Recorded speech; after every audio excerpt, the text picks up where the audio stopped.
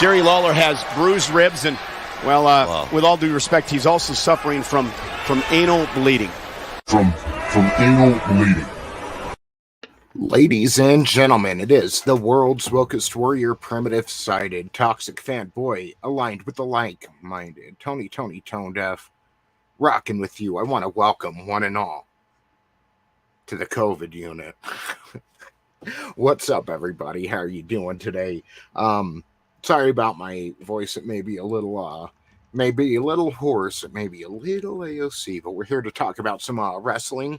Week 72, the week of January 13th, 1997, and I'm looking forward to it. A pivotal week over on Nitro. Raw, we're going home. This is the last show before the 1997 Royal Rumble. The WWF will never be the same after this pay-per-view, so good times are ahead. Can't wait to discuss it with all of you. Yeah, so let's get into it. Hail Silicone Dave. Hello again, my people. Drop the bass. Super fan Adam Shawhan. Hail manliness and motivation. Tommy and the Guinea Pig Collective. Brutal Morningwood. Keely Chow. Chris Fisk. Hail everybody. It's great to see all of you. So yeah, without further ado, let's go ahead and go around the panel, introduce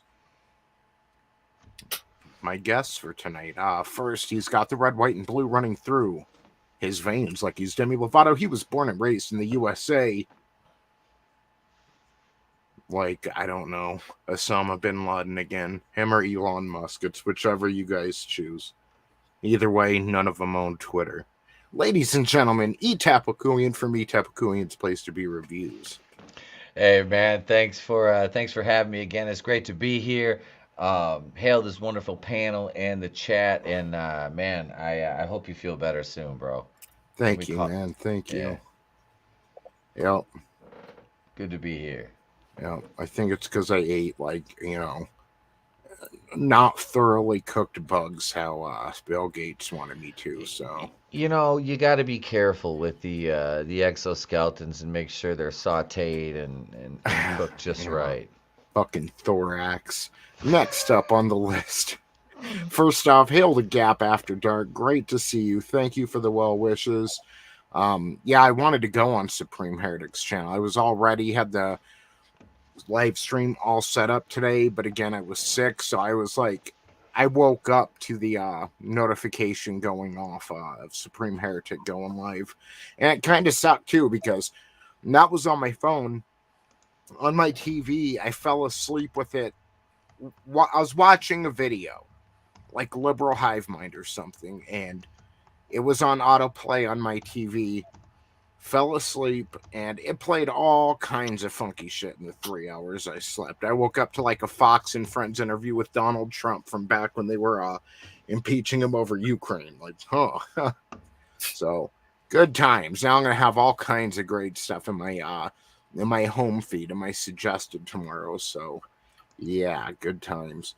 Next up on the panel, the man, the myth, the legend, Mr. Superfan, Adam Shawhan. How are you, sir?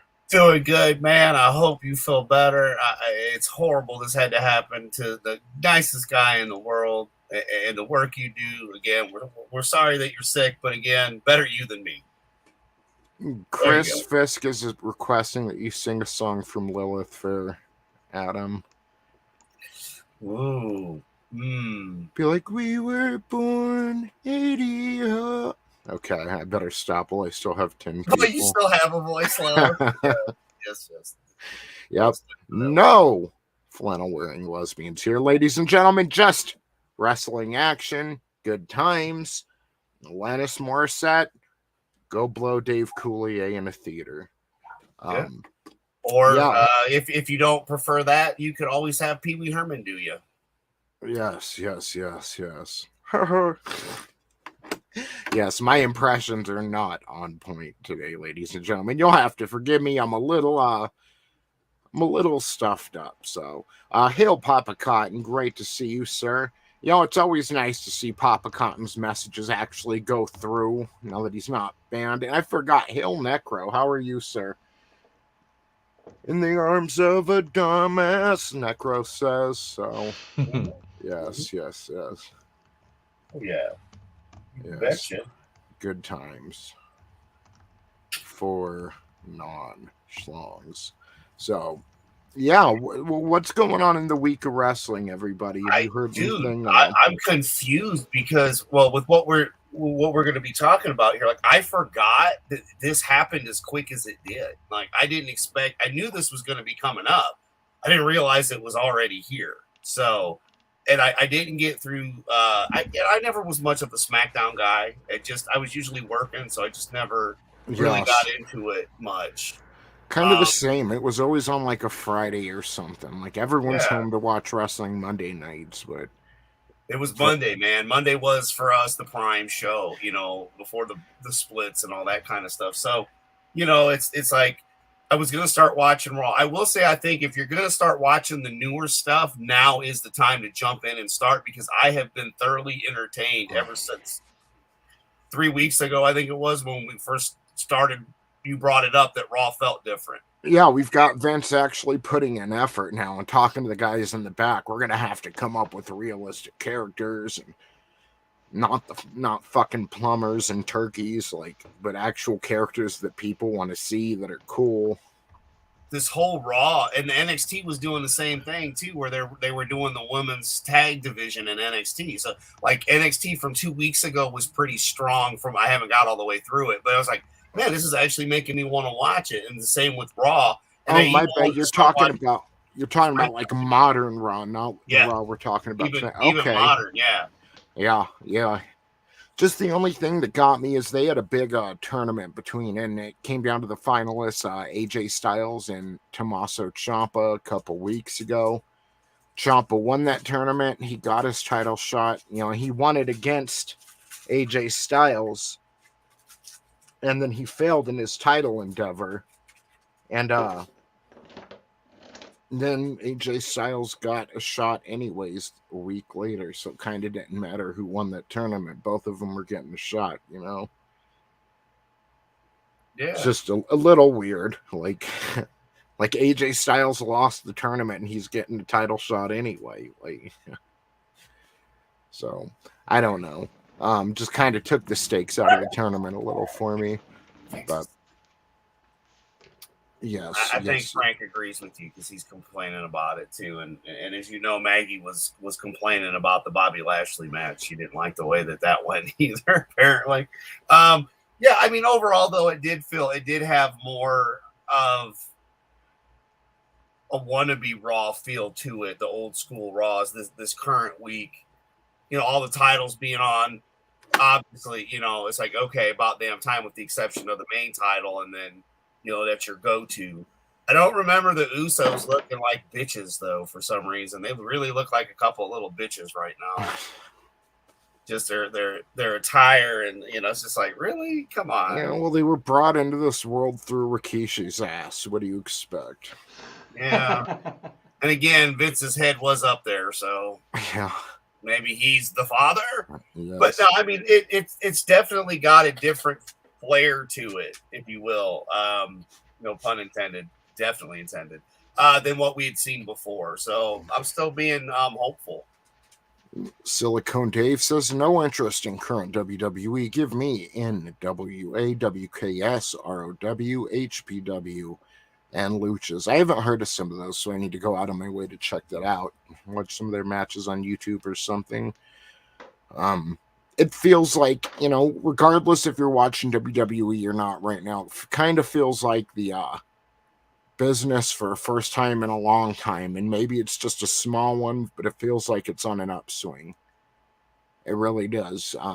And not just Vince McMahon retiring, but AEW being created, and you want a vast pool of talent out there and companies, and make these companies forced to compete against each other, even if it's just for talent. So I'm happy about that. I hope the upswing continues, because us loyal fans, us fans who've been watching wrestling since the 90s, since the 80s, I mean, and I can't even include myself. I quit watching wrestling for like 6 years, But they deserve something good. They deserve to have their time rewarded with good product. So, yes. Papa Cotton says, the only thing ironic about her song is that there are no examples of irony at all. I fucking hate that bitch. Yep. Mm-hmm. No. Isn't it ironic? No. No, I don't think you understand the definition of ironic either, Alanis. Yeah, you fucking asshole. Alanis. Give me the original Glow. It was really good when I was going through puberty. Yes, manliness and motivation. Yes. Silicon Dave says the Coof killed the momentum that independent wrestling had going. The fire is hot again. Yeah, because the Coof, it's making it burn hot. It's like it's a whole lot of dead bodies to fuel that fire now. Yeah, like when they were singing, what was it? Did you have to let it linger? I always thought they were singing about a fart. Oh, crap. But I mean, this could just be, dead bodies, lingering around the smell of, if you will, including her own. Yes. Poor Dolores. So Necro says Hulk Hogan and the Ghost of Christmas Past. Yeah, I could definitely see his mustache doing some weird shit then. Manliness and motivation, ironic, isn't it? At Papa Con. Yes, very ironic, don't you think? So, yeah, good times. Thank you all for staying with us. Again, I'm sorry if I sound a little off tonight. I'm battling something, and it sucks because the Friday Night Tights meetup is tomorrow. Like, it takes place like 6 miles from where I live. Like, I could get there in a few minutes, and I don't know if I'm going to be able to go now, but it would be funny if I showed up and got everyone in the YouTube community sick, don't you think? Isn't it ironic? What's up, Vinny? Just to see how far it fucking spreads. Like, all of a sudden YouTube's quiet because for a week everybody's sick and it's all Tony's fault. I have the opportunity to be a super spreader and spread it all across the United States. Whoa. As a clown, I think you have to. Hey, Vinny. Yes. Hey, man. How we doing? Dude, yeah, don't spread the monkeypox. I mean, that's not cool. It's not monkeypox. Right, simian pox, my bad. Well, I mean, you are in the city of love, so, but no, I mean, sin. Love. The city of sin, so, maybe it's just the byproduct of, who knows? I'm like living Philadelphia Part 2 right now. It sucks. Damn it, Tony. Damn it, Tony Hanks. No matter how much they want it, you fake it. Wasn't that the joke in the movie? Yeah. They threw warm pudding on their back or something. Yeah. Yes. Tom Hanks was really good in that role for some reason. Yeah. Like it was a natural when they were spooning fucking strawberry banana under. Yeah. It was a battle to get that role. It was between him and Kevin Spacey. That's fucked up. Shit. But Hunter Biden had his name in there too, didn't he? Oh, that's it. I don't know. Sorry. It all makes me very sick. Yes. Oh wait, I might have been thinking more along of the Wilson one. Sorry, wrong. Imagine being like, wasn't it a book first or something? Either way, like imagine being the writer's wife, and you're like, "What are you writing, babe?" And you peer over his shoulders, kind of lean on his shoulder with your two hands, and it's like, and then he spooned the soft serve all over my fucking back of my ribs. Like, what are you writing? She's like, I want a divorce. Holy shit. Yes. Hollywood's disgusting. Yes.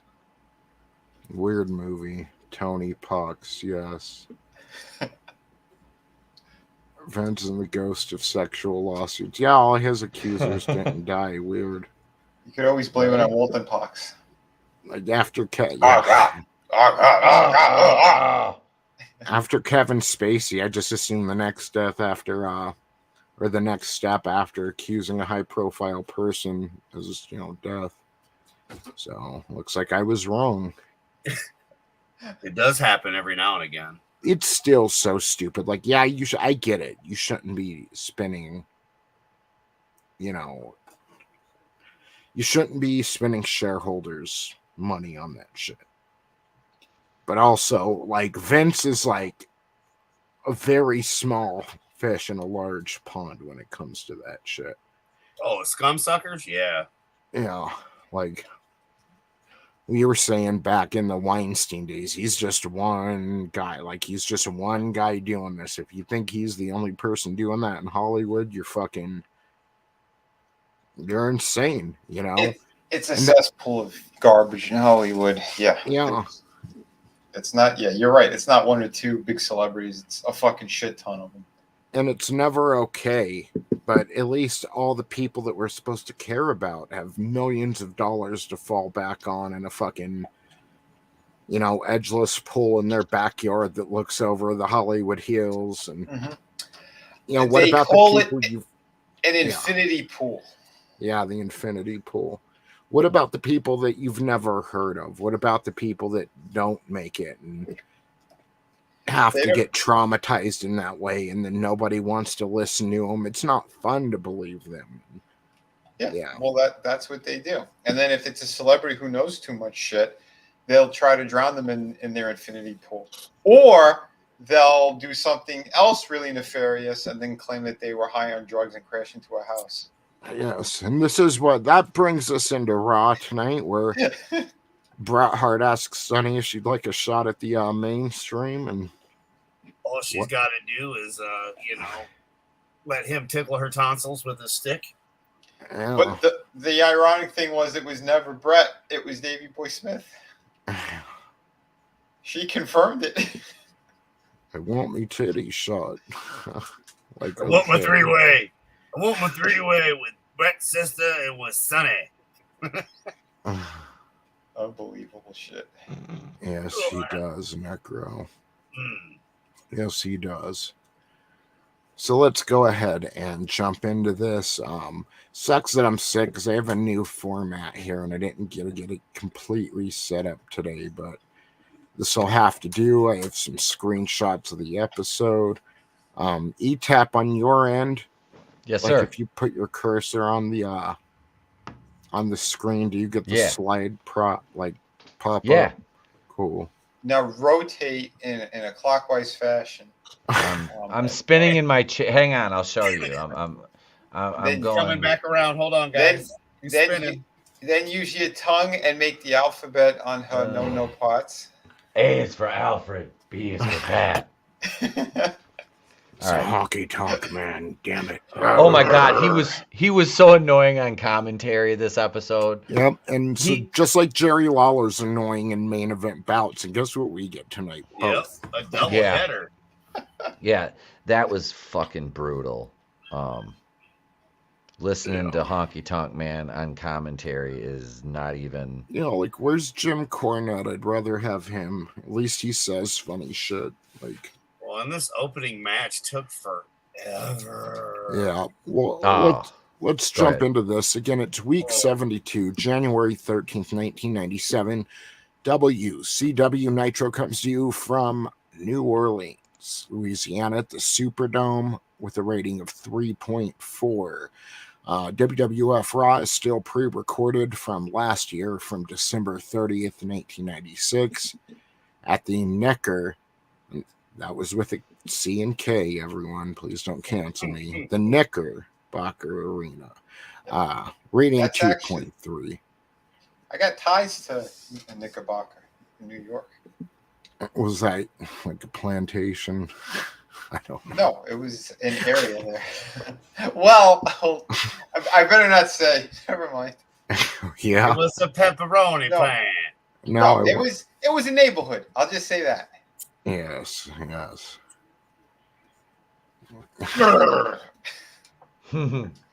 G is for gosh. That's good enough for me. That's right. I do think Ezra Miller was groomed to end up that weird. Yeah, definitely. Hunter Biden, too. They were definitely abused. And that's the sad part. And that's what's sad about abuse is like any other, if you murder somebody, you know, there's a lot of pain to the family afterwards. It could go on forever. But I mean, at least the crime itself is over, you know. But the thing with abuse is it keeps going. Yeah, and any form of abuse, I'm not specifying one out. It's, you know, if somebody's abused, they won't always go on to abuse, but everyone who does abuse was once abused, and that's the sad part. Yeah. You need to break that cycle. Yeah. Yeah, Ezra Miller was definitely abused. So was Hunter Biden. So was Ashley Biden. And we all know that. Like, Hail Brandon, Looney Tunes fan 2000. How are you, sir? Great to see you. What do we have? Manliness and motivation. Who's the bigger douchebag? Honky Tonk or Hogan? At least Hogan saw success out of what he was doing. Honky Tonk is just a douche. Yeah, he was just trying Best Intercontinental Champion of all time. Yeah.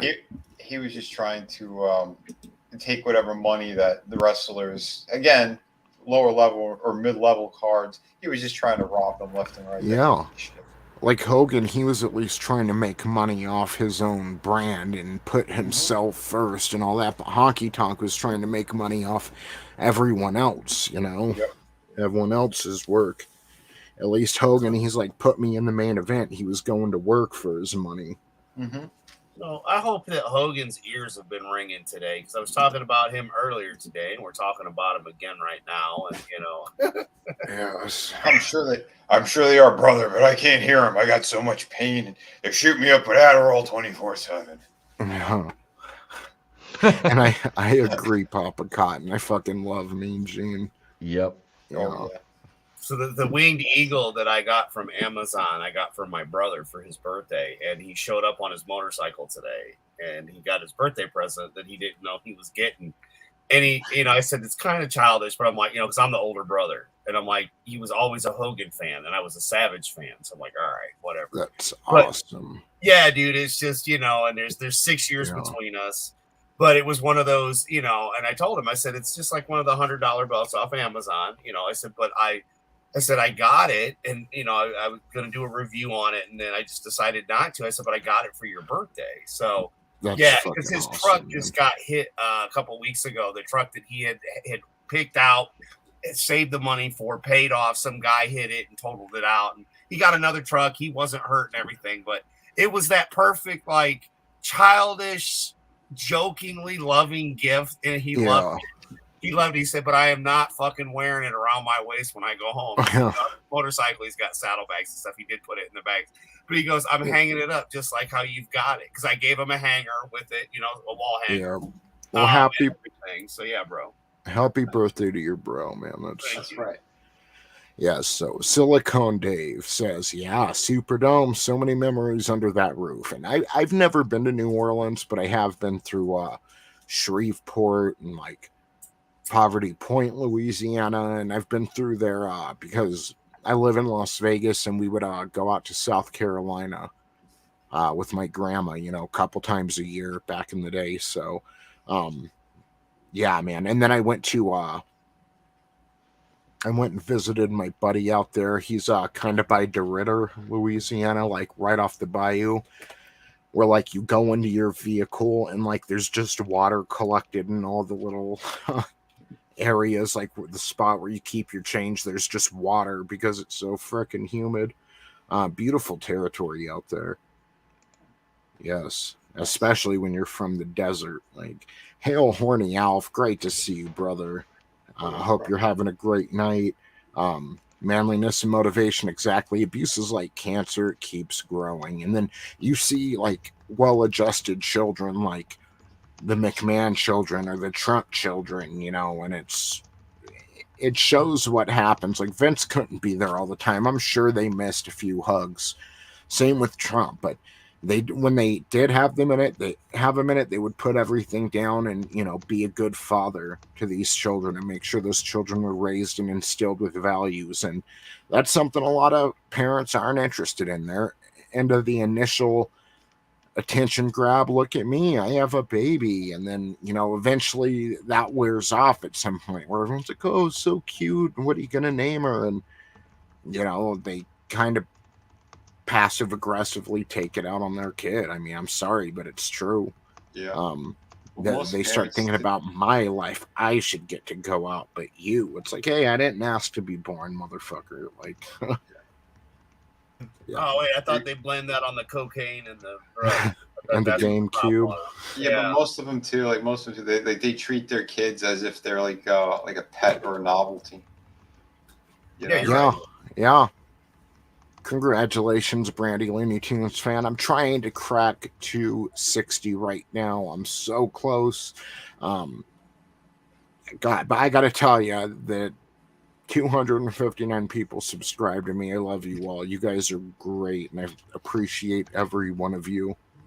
Amen. And mind you, people, I started out just the same. I mean, Tony knew who I was from another channel, but I was in the chats. I didn't just start off on his panel. I was in the chats as well. And, you know, we bonded, became friends over other stuff, too. Mainly this goofy Jew over here. Joe! Honky Tonk is a car. Yeah, that's exactly right. Manliness to motivation. Oh, yeah. Honky Tonk Man is the Carlos Mencia of wrestling. Yep. Look at me, essays. I just made a funny. Like that makes sense. Hail Draven. That was Joe Rogan's joke 3 years ago. Like, Draven hates me now. Best duo was Gorilla and Brain. It's hard to argue that. Yeah, I wish Tommy was here so we could do Jesse Ventura. What are you talking about, you slack-jawed bundle of sticks? I actually worked that line in on Drew's show earlier. Yeah, that's exactly it. It's not, if you're gonna groom somebody, groom yourself. You know. Jerry Lawler could have taken a lesson from him. Yeah, exactly. Like you find out he's married to Kat. It's like, how old is she? Right. Like, right. You're like, why wait is a she minute, showing how her did that boobs work on out? TV? Yeah. Yeah. He was okay with her showing her titties? Of course he was. It's probably his idea. Puppies. Shows 260. Sorry, Vinny. Oh no, I was just making fun of Lawler. Puppies. Puppies. Dude, I was watching SummerSlam '99 and Jeff Jarrett and Austin's punching bag were coming out to the ring, and she was wearing a bikini. I mean, it was so bad. Like, if a feminist watched that today, and it's at the very beginning of the show, so I highly suggest everyone go watch. They're just puppies, puppies. Like, Jarrett's trying to talk, and they won't stop chanting puppies over him. Like, nice. Good times. You know, I find Deborah annoying, but you have to like, at least in her crazy mind, a woman's still a woman. Yes. Yeah. In 97. Hail, Angelous Draven. Great to see you, bro. There he is, the man that hates me because of the 5-pound bag of watermelon candies he.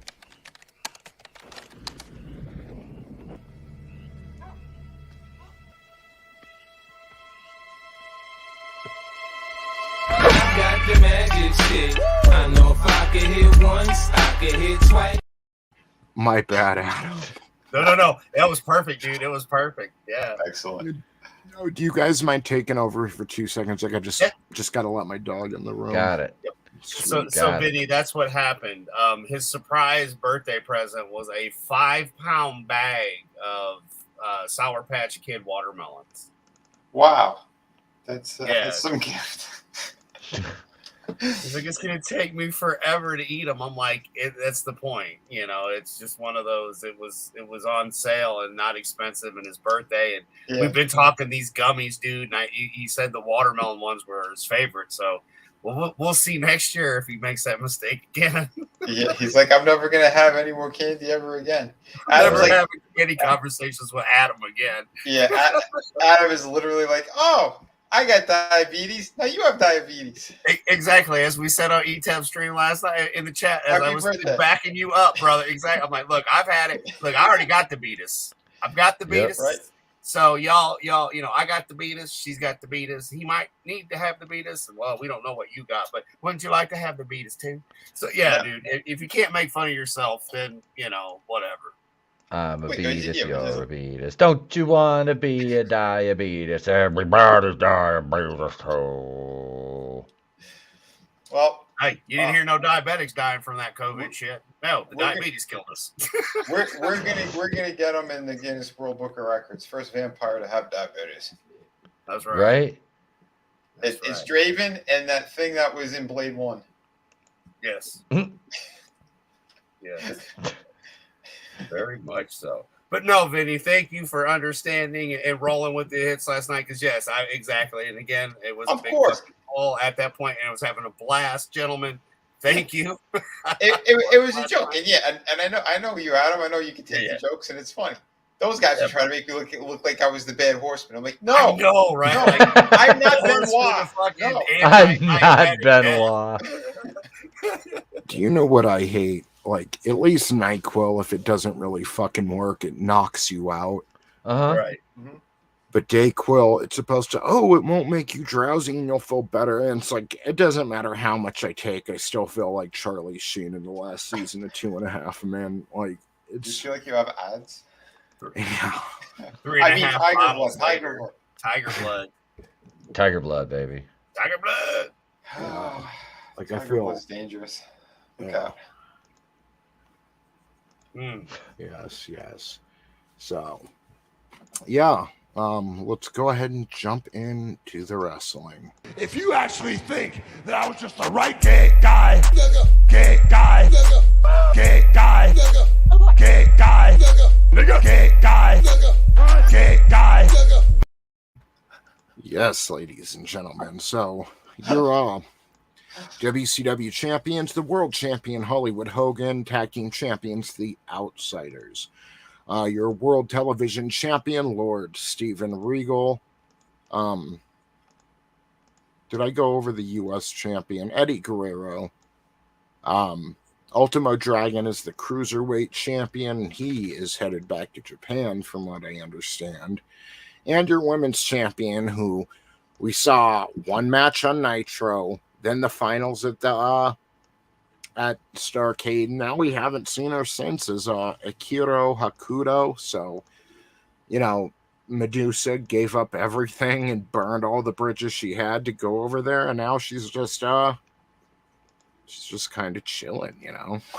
Didn't even get a title belt out of it. Yeah, went in the trash and didn't win the belt. Which I mean, to some extent, kind of kudos for not giving it to her, because just because you had one belt doesn't mean you deserve the other one, kind of a thing. Yeah, but yeah, it was like the biggest ripoff ever. She's still like one of the best female wrestlers in the United States at this time, and she could be doing more than popping the roids that's on Scott Steiner's back, but that's what they have her doing.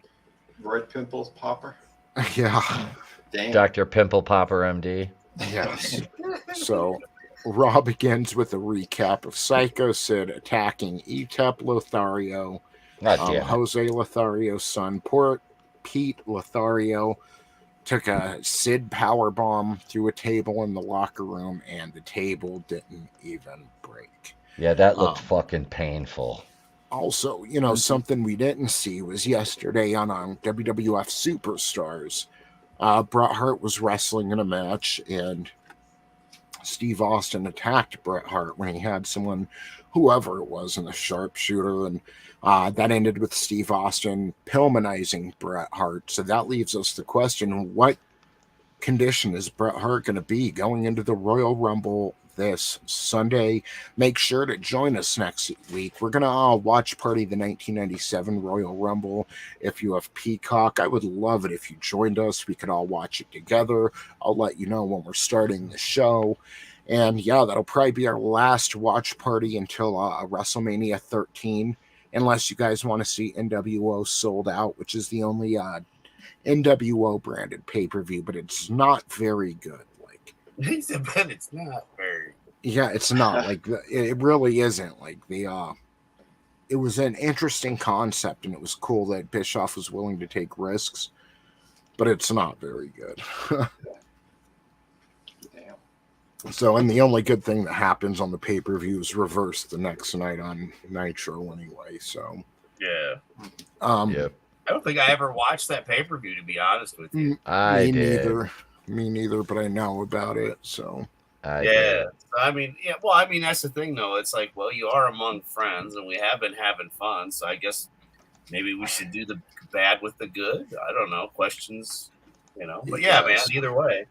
So, Yeah, Vince McMahon and Honky Tonk Man are your hosts, and we start off tonight with Hunter Hearst Helms. Excuse me, he wasn't the main event, but this is by far the longest match on the card. Yes, it is. We've got Goldust and Wildman Mark Marrow with Marlena and Sable versus Hunter Hearst Helmsley and Jerry Lawler. Marrow and Hunter have had beef for a minute now, and then Goldust is going to challenge Hunter for his Intercontinental Championship at the Royal Rumble. So, because they don't want to give it to Mark, and I don't understand why Lawler's in here because we don't have Jake the Snake in here.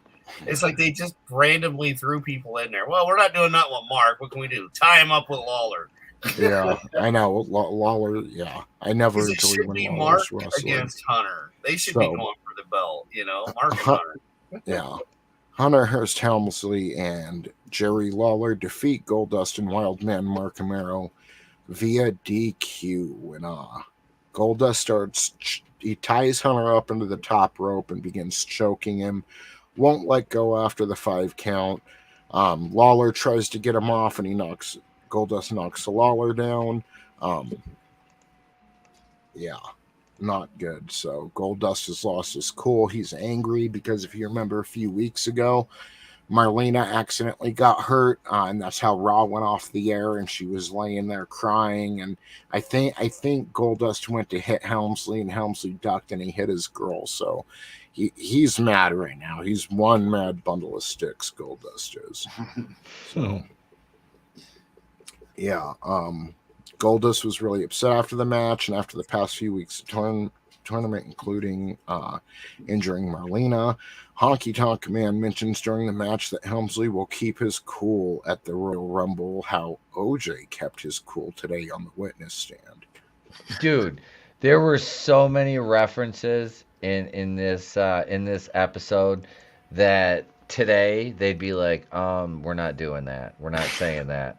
Like, it was freaking hilarious. There was an OJ reference, and there was a couple more. I caught them, last night when I was watching it, and I'm like, holy shit. Well, did it's he just obviously say that? your glove prick. It shrunk.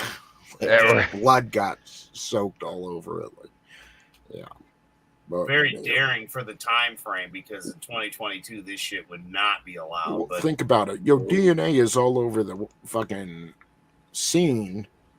But see, the glove, which is leather, got saturated in a substance that's mostly water, and it shrunk.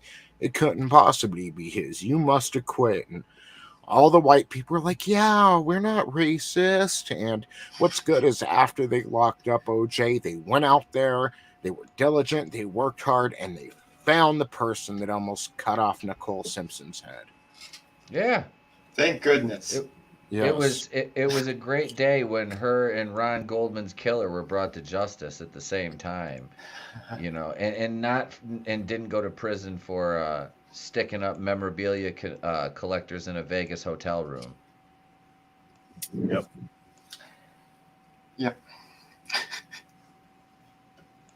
We all knew he did it. But you know who didn't do something, and that was Honky Tonk Man, because he just sat there all night and sounded like an idiot. And how many times did he repeat himself?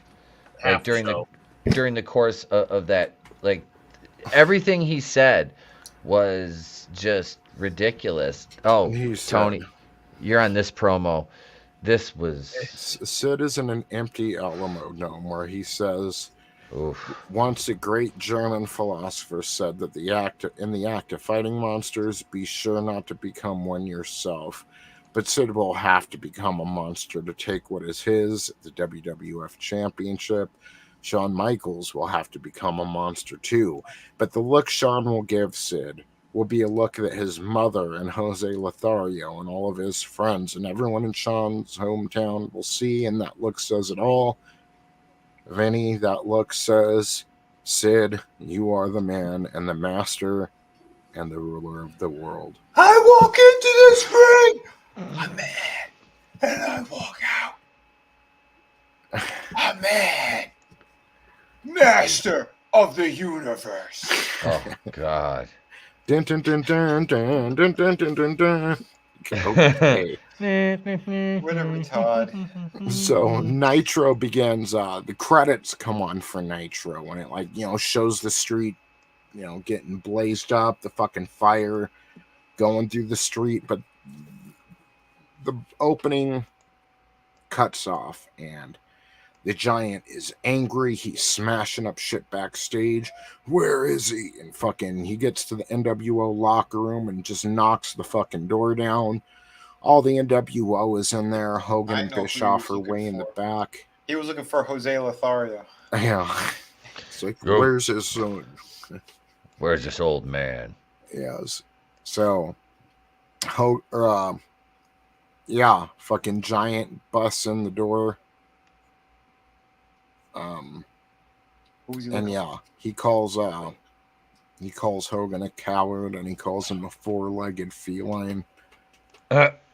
Yes. So not much happens. He's just angry, but security was able to get there, and they pulled Giant out of the locker room.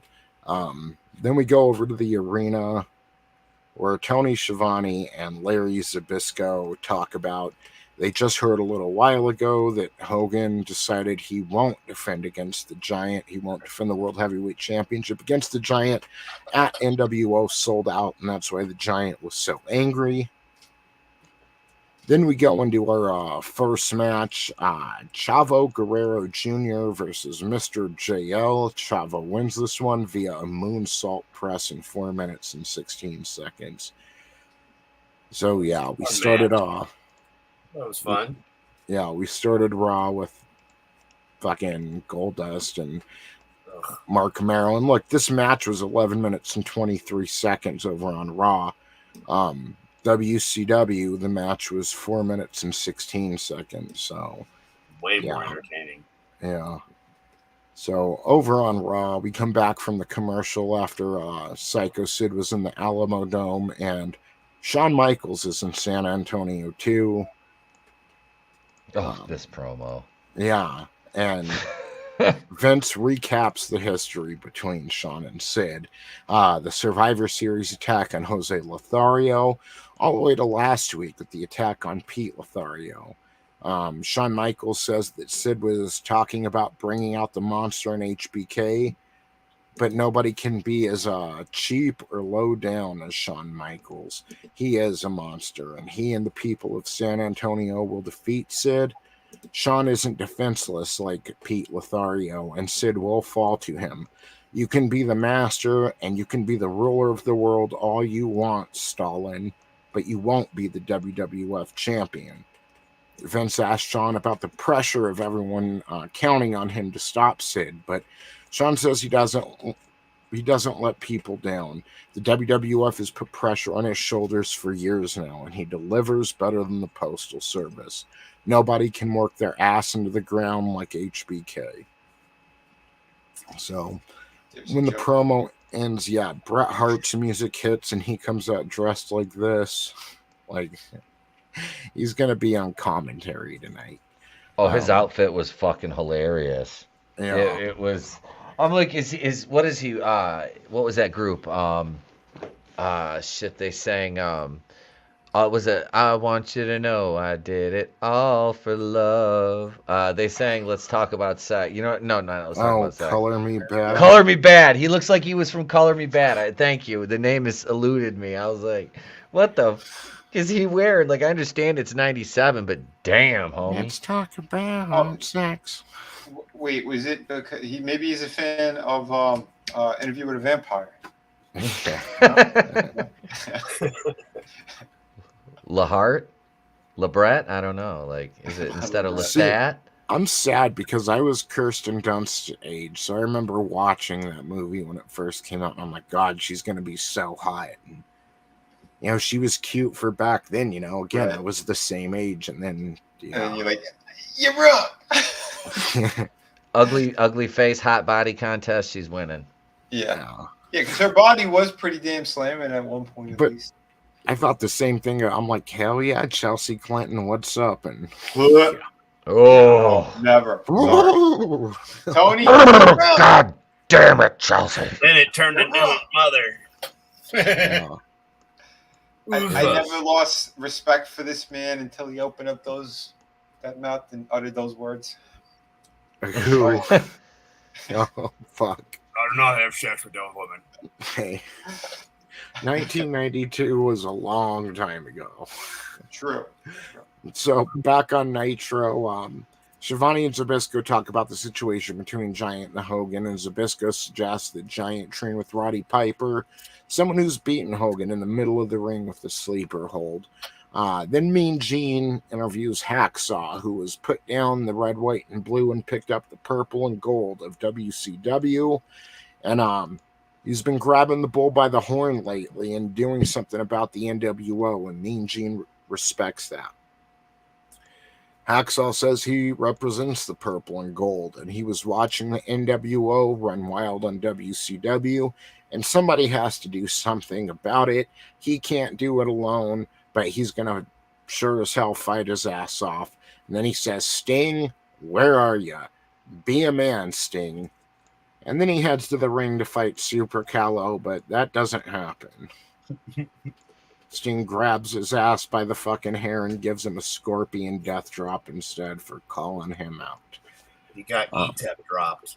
Yeah. That'll teach you. So he stares at the damage he's done. He's silent before he walks out of the ring. Hacksaw's knocked out, so we're not getting Hacksaw versus Super Callow. But instead, they scramble together. They scramble together to put another match together. Tonight's the night of short fucking matches on WCW. We get Chris Jericho versus Sergeant Craig Pittman. And like it had been going on for just a few seconds, and I took this screenshot of Chris Jericho giving a missile drop kick. But this is how he fucking won the match. Like, this did Pittman no favors, especially because he's like twice the weight of Chris Jericho, and Jericho just fucking dominated him. He gave a monkey box. Yeah. Sister Sherry was looking great tonight, but I didn't take a screenshot.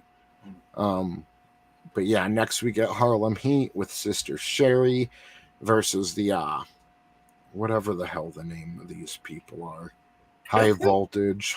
Yeah. Kenny Chaos and Robbie Rage. Yes, and they lost in 4 minutes and 6 seconds. Horse shit. To the Heat Seeker. And look, the Heat Seeker, it's basically the Doomsday device, but it's instead of a clothesline, it's a missile drop kick from Booker T. But during this match was 4 minutes and 6 seconds. For at least a minute to 90 seconds of this match, we literally repeat the same thing we did when Nitro started. Giant busts into the room. He calls Hogan a coward. What else did he call him? I mean, it looked like the same. It looked like the same situation, just a different take. Like they took a few takes that night and then showed the one at the beginning of the show, but then showed an alternate take during fucking Harlem Heat's match. So security got the Giant out this time, but instead of switching way to the arena, the camera focuses in on Eric Bischoff and Hulk Hogan, and Bischoff is laughing at Giant, saying he actually thought he would get a title shot, but you need to have a contract to get a title shot. So we do finally go back to the arena for the end of the Harlem Heat match, and Tony Schiavone argues that Giant does have a contract, and he won that contract when he won World War III back in November. So, yeah. 4 minute Harlem Heat match, and we got to see about 2.5 minutes of it. Yeah. Yes. So over on WWE, this is something that happened 2 weeks ago. So yesterday on Superstars, Bret Hart was attacked and pillmanized by Steve Austin. But 2 weeks ago, Steve Austin was getting ready to beat whoever this was that he was fighting. He'd given him the stunner, and then British Bulldog ran into the ring, clotheslined the hell out of Austin, and cost Austin his match.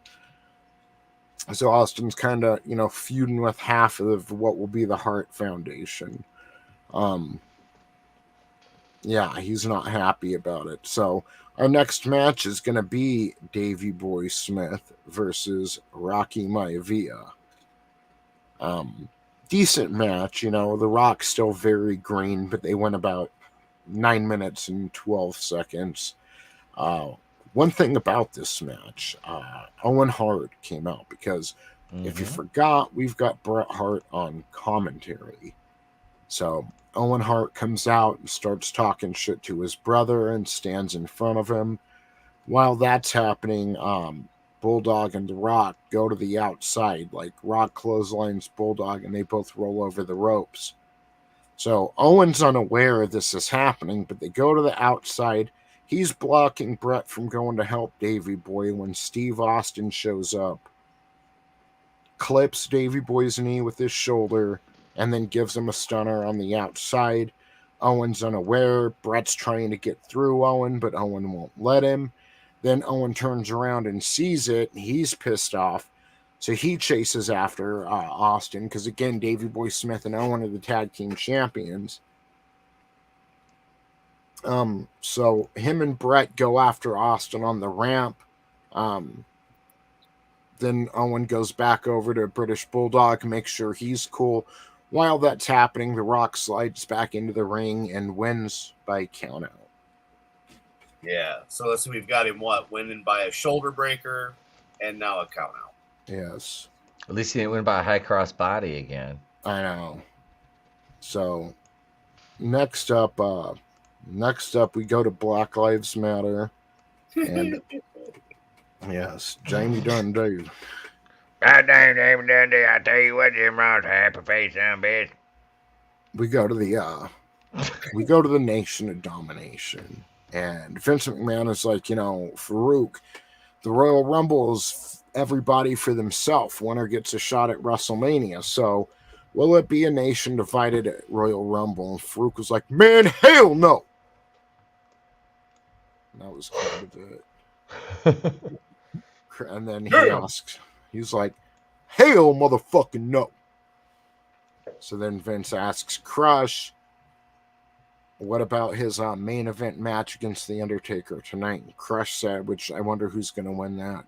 Crush says he will do whatever it takes to defeat The Undertaker in the main event. Crush will dominate. Vince gave him that line. Oh, yeah. I mean, it's not we haven't seen them fight before because, he was the other Undertaker when Undertaker first Undertaker. Yes. He's going to dominate them all. He's going to give them all simian pox. We leave Black Lives Matter on Raw and go to Antifa on Nitro. Back on Nitro, Shivani announces that the WCW Executive Committee will make a ruling tonight as to whether the Giant will get his title opportunity. NWO sold out. But the NWO theme hits. Bischoff, Ted DiBiase, and Vincent take over the commentator's booth and says he's got your executive committee right here. Oh, shit. So Bischoff claims Sting is NWO when we take a look at a package of Sting attacking WCW wrestlers over the past couple weeks. Then we go to our match, which is Mark Starr. And that's 2 R's. Mark Starr. Who? He was a pretty famous Page. He's a famous jobber. Yeah. So if you remember last week, Page was supposed to get a WCW United States. Was it that or the TV title? He was supposed to. Oh yeah, it was supposed to be against Regal for the TV title. So did Star-Lord win? What? So did Star-Lord win? So last week, William Regal comes out to new music, which pissed me off because I really liked his old music. And sorry, everyone in the chat, I've kind of ignored you guys. Page never showed up for his world television title match last week. And then later in the show, we found out he was out having dinner with Scott Hall. So here he is tonight. He's acting different. He's got a real attitude. He wrestles very aggressively. And like I said, this is the This is the night of short matches. This is the shortest match I've written about so far, which lasted 53 seconds. Diamond Page kind of beat the shit out of Mark Starr, and Diamond cuts him with like barely breaking a sweat. Acting really heelish, and the fans aren't sure what to think of it. It's kind of he was getting over, he was getting cheers, and now they're kind of even while wrestling Eddie Guerrero, who's been a babyface. But the fans were kind of, a little mixed in this match. So he defeats Mark Starr very aggressively, and who comes down but the Outsiders, Kevin Nash and Scott Hall. Scott Hall has a shirt for Diamond Dallas Page, and he throws it over to Page. Page puts the shirt on, and the fans are fucking booing. We're tired of this. Like, everybody is going over to the NWO. It's fucking ridiculous. You can see Kevin Nash over in the right-hand corner. He's taunting the fans, and what are you going to do about it? Fucking Page just hugged Nash, when they got in the ring. Back on this slide right here. So now he gives Scott Hall a little love. They shake hands, and that turns into a diamond cutter. Nice. Nash is busy taunting everyone in the corner, doesn't notice. You've got Bischoff and DiBiase on commentary like, what the hell? What's going on? And Nash finally turns around and sees. And chases Page. But Page pulls down the top rope, and Nash falls out of the ring. I don't know if there's another slide. No. Nash falls out of the ring when Page pulls down the top rope, and then Diamond Dallas Page. And this is, guys, for those who don't know, this is the moment that makes Diamond Dallas Page. Like when you have JR like, only one guy got a break in WCW, and that was Bill Goldberg. That's not true. This moment made Diamond Dallas Page. Page did it better.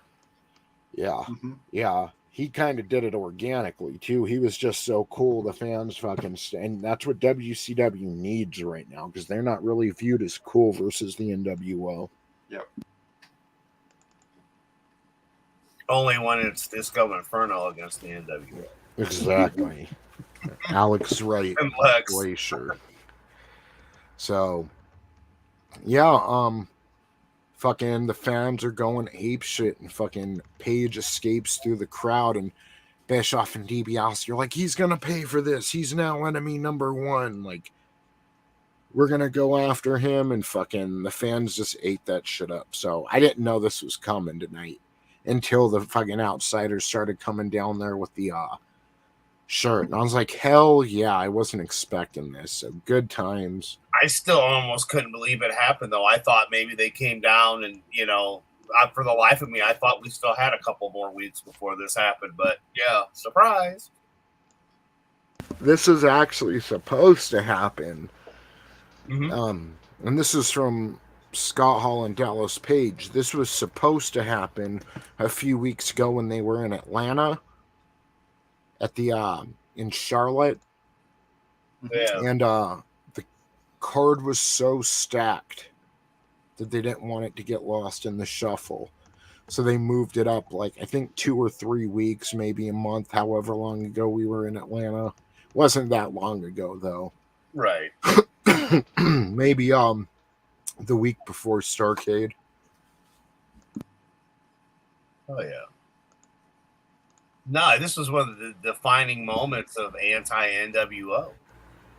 I mean, you got the Horsemen talking shit, but they're not all on the same page, as we all know, from weeks prior. You've got the Dungeon of Doom still just kind of being the Dungeon of Doom. The Giant's just on his own little rampage, and the NWO is still on a rampage. So, yeah, it's just like, what? But it's really kind of one of the big first FUs that you get to the NWO out of all the WCW guys. It's still unknown. It's one of the best things WCW would ever do in the Monday Night War, besides give birth to Parrot Head, who gives us these funny nose jokes. Yeah. Yes. But no, I remember watching this live because it was like, is Page actually going to switch? Like, is that going to happen? Yeah, because he would have been dope in the NWO too, but that would have fucked up WCW. Yeah, like you said, he was weird, because you and I were talking about this earlier. He was, dude was one of their top baby faces. They spent all that time, building him up, and it's like it would have ruined his push. Yeah. Oh yeah. Mm-hmm. Yep. So good times. That's the highlight of the night for me right there. I was a big Dallas Page fan. And in basically a little under 2 years, he'll be main eventing Hollywood Halloween Havoc. We'll get one of the worst matches to ever take place in Hogan versus Warrior 2. And then everyone around the country, their cable will fucking shut off because Hogan took way too much time. The pay-per-view shuts off. But not for me. I was in the arena. I got to see DDP versus Goldberg. And when Page hit the fucking diamond cutter on Goldberg, it don't matter. They say Goldberg was the man. Well, that fucking crowd blew up when Page hit the fucking diamond cutter. And I'm only sad that nobody got to see that as it was happening. You got to see it the next night on Nitro, but you already knew what happened. That shit, I was out of my fucking seat, and so was the rest of the arena. And it would have been the right move, I think, to put Page over Goldberg.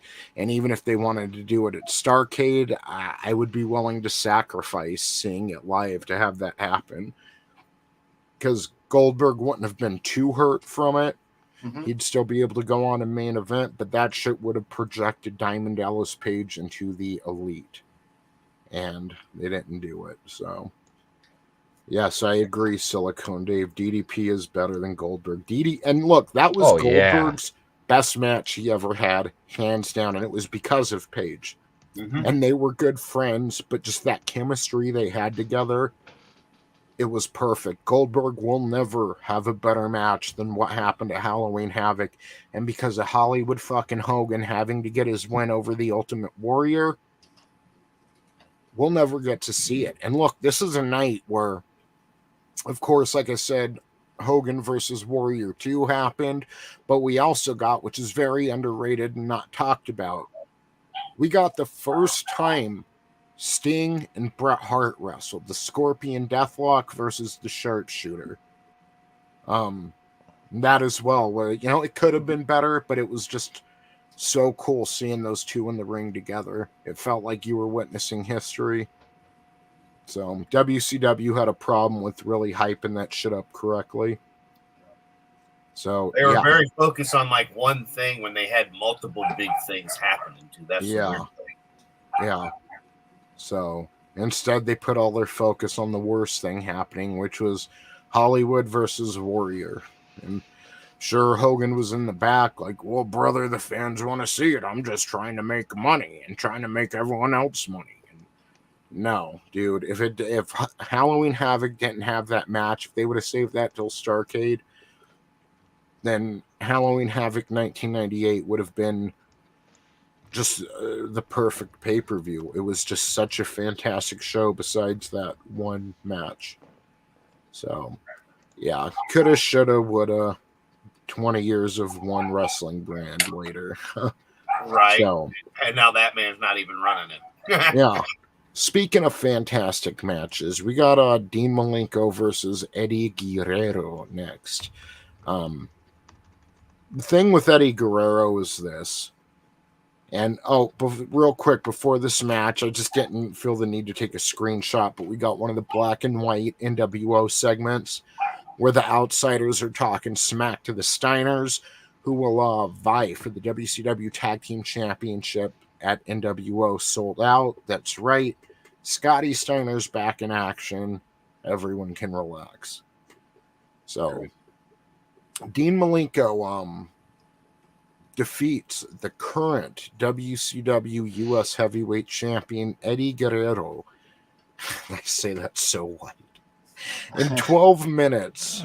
In a non-title match. And one reason it's a non-title match, Eddie doesn't have his title right now. Syxx stole it from him. Syxx stole it last week. So the reason Eddie lost was Syxx was distracting Guerrero and the audience wearing the title and basically, being Syxx, being X-Pac, being a good heel. So Guerrero was mad. He climbed up on the second rope from the turnbuckle and started yelling at Syxx, and Dean Malenko snuck up behind him and powerbombed the shit out of Guerrero and turned the powerbomb into a pin. Great match. So many good matches from Eddie. And speaking of Halloween Havoc, he'll turn heel later this year, and he'll wrestle Rey Mysterio Jr. at Halloween Havoc. He'll be the Cruiserweight champion. Mysterio will be vying for that title, and it's a defining match in both of their careers. It's just such a fantastic match, so I'm excited to get that later. 97 is a great year for wrestling. So, over on Raw, we get Crush versus Undertaker, and Crush wins. Yeah, that ain't never going to happen. Crush is with Farouk in the Nation of Domination. They wrestle for about 8 minutes, 38 seconds. Before the Nation of Domination begin attacking. Basically, Taker he choke slams Crush in one of the worst choke slams I've ever seen. Worse than Vader. It's like, you're supposed to leave your feet for a choke slam, Crush, right? Like, both feet are supposed. Crush. Jump. Yeah, both feet are supposed to be on the canvas. It's more like Undertaker grabbed his neck and pushed him down. Like, yeah. Horrible choke slam. But then Undertaker goes to Tombstone Crush, and everyone knew that was the end. So the Nation of Domination jump in and interfere in the match and start beating the hell out of Undertaker. Then Undertaker's opponent Vader comes out, and because he's actually fighting the Nation of Domination off for a minute, but with Vader there, with the NOD, it's just too much, and they beat Taker down. And then the funny part is, Ahmed Johnson runs out with a fucking 2x4, and gets he just runs out with the 2x4, and they just grab the he gets no offense. They just grab the 2x4 from him and start beating him fucking down like Rodney King. Like, Jesus. Like, no offense. It didn't even tease. Like, I'll save you, Taker. No, he runs into the ring, slides, and they just, 2x4, grab it from him, start beating him down. Like, good times. Oh, you're the one that brought bring me the stupid stick. Thank you for the stupid stick. I'm going to beat you with it, stupid. Yeah. Like, no. And Farouk's been, him and Ahmed are going to basically be in a feud for a long time. Because, brother, you ain't acting like a real black man. Like, that's basically the feud. You ain't black enough, Ron Lemon. He pulled Biden. You ain't black. Damn. So, yeah, I mean, that was funny. It was like, I wish we could watch it. It, wasn't even close. Like, Ahmed slides into the ring, and they're like, ooh, thanks, and grab the 2x4 and just beat him the fuck down, too. No punches were thrown by Ahmed, nothing. Just a pure ass whooping. So, and that's how Raw ends, going into the 1997 Royal Rumble, which we'll watch next year. Few weeks ago at the Survivor Series, I was like, the clock's winding down. We're now a year out from Bret Hart leaving WWE. But now we're not a year out from Shawn Michaels leaving the WWF, but I'm sorry, it's WWF. Sorry, guys. But we're a year out from Undertaker versus Shawn Michaels at the 98 Royal Rumble, where he'll flip over the top rope, smack his back on the coffin, and that will be the injury that puts him out. His last match will be at WrestleMania 14, Shawn Michaels, and we won't see him again till SummerSlam 2002. So, and I'm surprised he came back then. I never thought we'd see Shawn Michaels again. So I wasn't a big fan of him back then, but I was a lot happier to see him back, because when you've got Ellen Page hitting diamond cutters in the ring, you need Shawn Michaels. Yeah. Ellen Page. Yes, that's what Chris Fisk says. Ellen Page hit the diamond cutter. Damn. Yeah, but she calls it the RKO, Chris. I don't know. I don't fucking know. So, yeah, that's how Raw ends. And now we go into hour 2 for Nitro. And ladies and gentlemen, if you think hour 2 is going to suck this week, you are right. Let me tell you something. Right after Nitro tonight at 10 p.m., The New Adventures of Robin Hood is debuting. And yes, that is relevant to the next hour. So, hope y'all, got your popcorn. Hope y'all are ready for The New Adventures of Robin Hood on TNT, airing directly after Nitro. Good times. The executive committee tells Shivani, Heenan, and Tenay that they've come to a decision in the Hogan versus Giant, and since Hogan wants to pull his bullshit, Hogan has to fight the Giant tonight. Non-title match in the main event. So that I like how they do that. That's not bad, Giant's supposed to get his title shot. Then Hogan says no, and then the committee steps in like, fine, you're not going to wrestle him. It's sold out. You will, but you're going to wrestle him tonight, non-title match as well. So that's good WCW. Very good WCW. Not bad. So Hogan's pissed off. Then we go into our next match, which is Conan versus Super Callow. Super Callow was supposed to wrestle Hacksaw earlier tonight. Hail Judas Goat Barbecue. How are you doing, sir? So, yes. And Conan defeats Super Callow in 3 minutes via the 187. And then we go into our next match, which is Jeff Jarrett versus Chris Benoit with Woman. But as Benoit and Woman are making their way to the ring, the guy with black eyebrows and blonde hair shows up. Kevin Sullivan. If y'all can see the chessboard in front of him, he's been like playing at that for weeks now. Like, Chris was the better chess player tonight, but I'll win the game. And so Sullivan says tonight he's got checkers in front of him. They're supposed to be chess. It's like it's one of those boards. If you flip it upside down, it's checkers. Well, that's why he lost, because he's retarded. He's a retarded.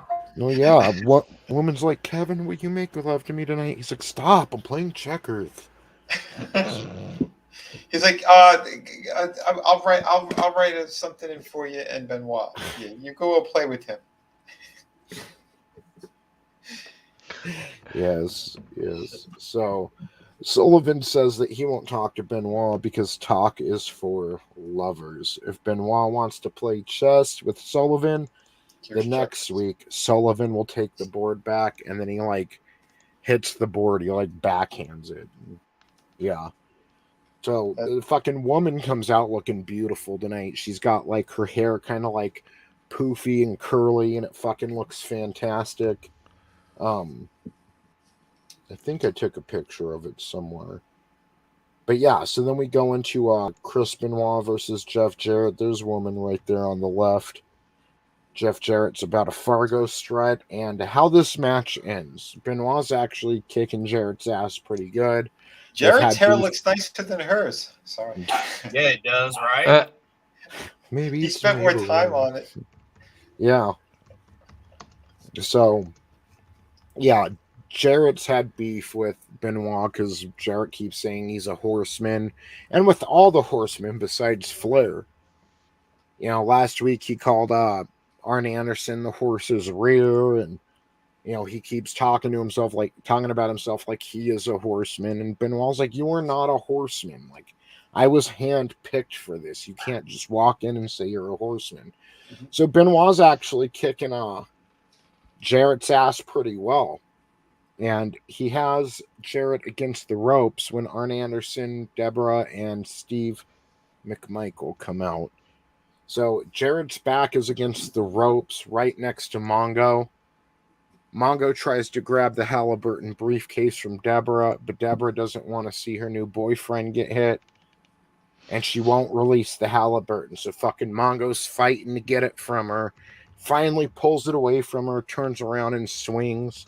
But Benoit and Jarrett had traded places. And he hits Benoit with the fucking Halliburton. And then Deborah's just sitting there smiling when it happens. Like fucking evil bitch smile. I can't wait till Austin kicks your ass. Like, this is the horseman, bitch. Can't wait till you take it in the eye. What? Like, I'm usually against spousal abuse, but Austin had to be like chugging whiskey, like, you destroyed the horseman, you bitch. And yeah. So Jarrett pins Benoit. Last week he pinned Arn Anderson. Not good times for the horseman. And so honestly, Tony, I never saw Jarrett as a horseman, a wannabe. And the only person that can walk on and want to be a horseman become one, of course, is Luger and myself. So yeah, well, Luger, he's okay. Like, I actually have a little more respect for Luger watching him this time around. Like, right now, he's red fucking hot. But I couldn't stand him when I was younger. But, you know, the crowd is behind him right now, so good for him. Ahmed Johnson didn't vote for Biden. No, Ahmed Johnson did not. I always called him almond. Now he's shaped like an almond. Very round. Yes, he is.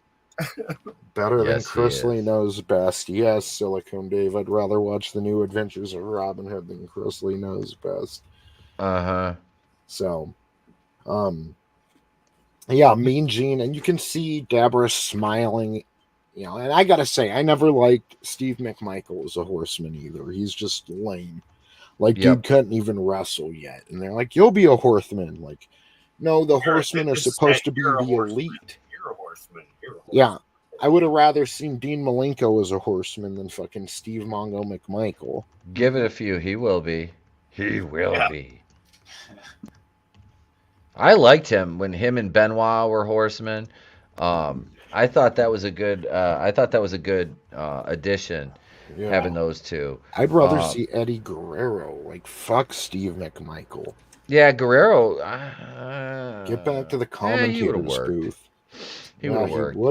You would have been a good horseman because he's kind of like Flair. You know, he lies, he cheats, he steals, he's styling, he's profiling. Like, fucking you Guerrero. Can love him and hate him and love him again in the same match. I mean, he just had it. Yeah. He had it more than any other wrestler I can ever think of, man. And I don't know, maybe Etep would have a better idea. I can't think of anybody else really that just had it as much as Eddie.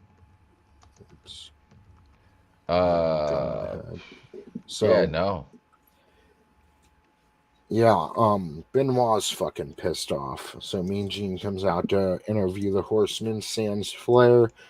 They say Flair isn't there tonight because he's so upset about what's going on.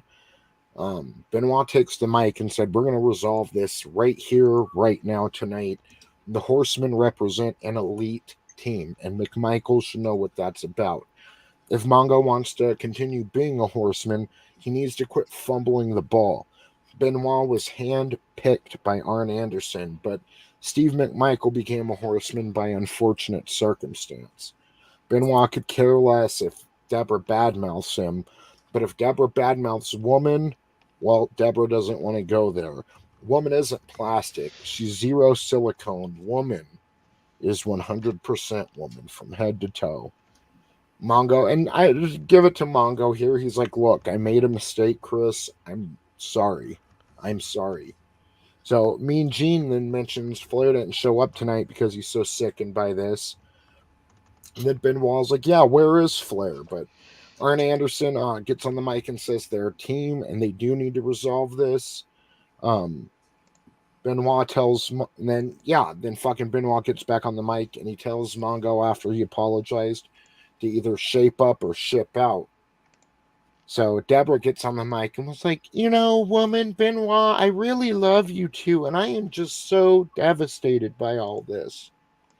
Then Mongo takes the mic from her and says that he already apologized, but if Benoit's feeling froggy, then jump.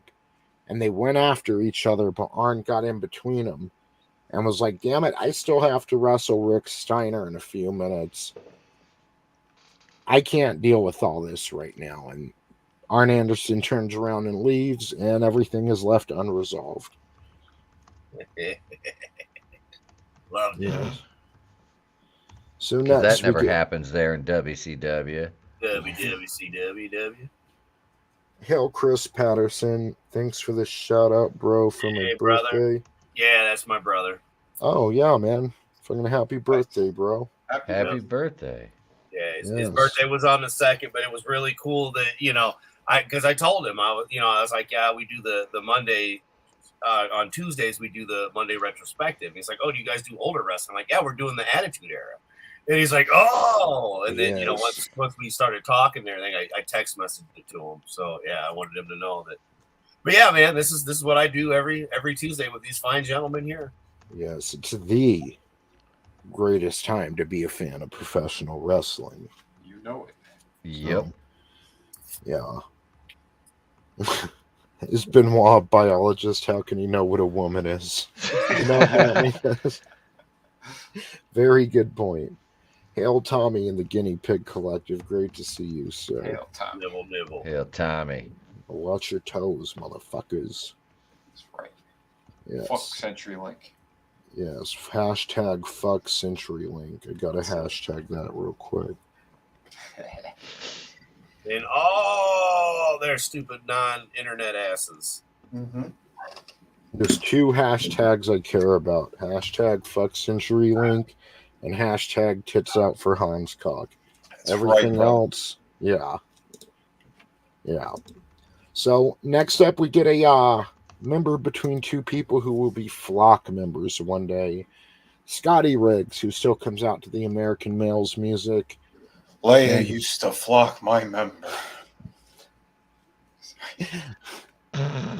And William Kidman, who I would meet in a few years here in Las Vegas randomly, and that was cool. He was with Tori Wilson. He was with Tori Wilson.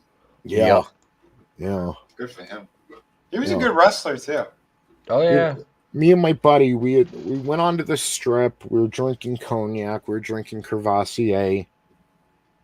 We were both feeling good. We leave the strip, but by the time we get to the Palms, which is like not far from the strip, like a mile or something, we both have to piss. But you got to think it takes a minute to walk through the garage and get to your vehicle and drive out and get off the strip too. So we stop at the Palms and see No Way Out 2001. The 3 Stages of Hell match between Austin and Triple H took place out here. And this is a Friday night. The next day, the tickets were going on sale for that. And back then, it'd be like, meet this superstar at the box office on opening day when you go to get your tickets. And this month, or this show, was going to be Tori Wilson, who also happened to be in Playboy this month. Her Playboy just came out. Still have it. Yeah. Same. And she's with Billy Kidman at this time. So we stop at the Palms. My buddy and I go piss. Not next to each other in the stalls. We left some space like real men. As you properly do, yes. Yeah. You didn't race? We're leaving the bathroom and like I'm feeling pretty good. I mean, I'm not fucking falling over drunk, but I got a good buzz. And this fucking almost 6 foot tall blonde comes walking past me, and I'm like, holy shit, she looks like Tori Wilson. And I looked over at my buddy, and his jaws dropped. I'm like, that's not really Tori Wilson, is it? He's like, the fuck it isn't. And we turn back around, and she's walking up to Billy Kidman. She's not that tall, but she's wearing like heels, you know? So it's like there was a foot of difference between her and Kidman. She was like a foot taller than him. Yeah. Oh, wow. But we're like, holy shit. And we fucking went up and we're like, hey, I don't mean to make a scene, but we fucking love you guys. really what happened? I walked up, I was like, Kidman. And he's like, yes.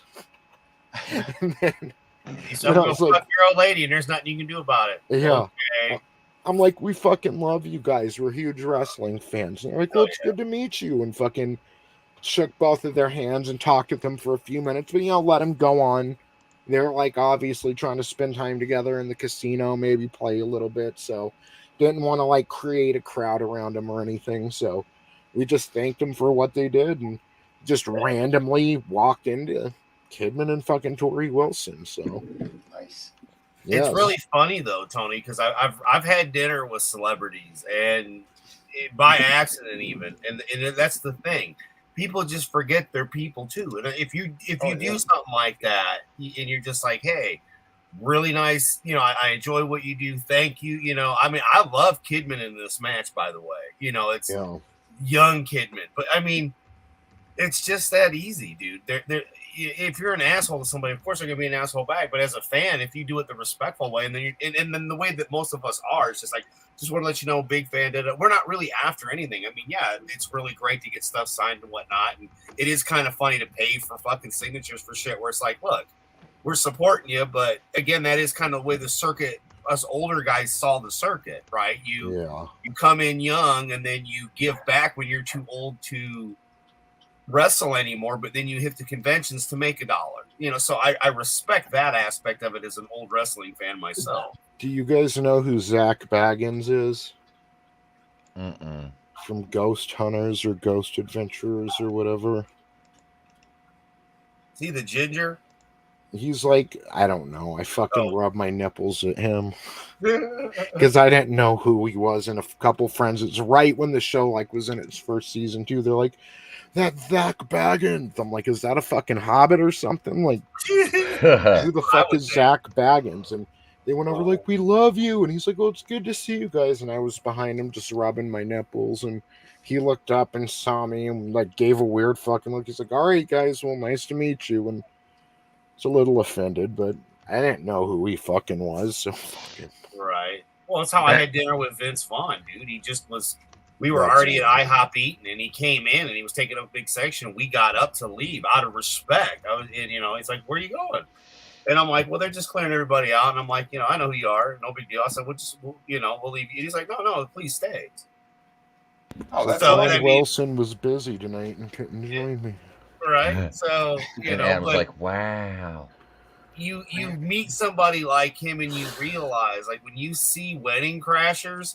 He ain't acting. That's how I watched him eat. I watched him interact with the people he was around. I literally watched him. And I'm like, that's what he does in all his films, man. He's not acting. He's just himself. Yeah, which is exactly my problem with modern day actors. Yeah. They just have endearing personalities. So, Scotty Riggs defeats Billy Kidman via Fisherman Suplex, 2 minutes, 16 seconds. During this match, Marcus Bagwell came out from the entrance ramp during the match and calls Scotty Riggs fat. But Marcus is buff. Yes, he said it.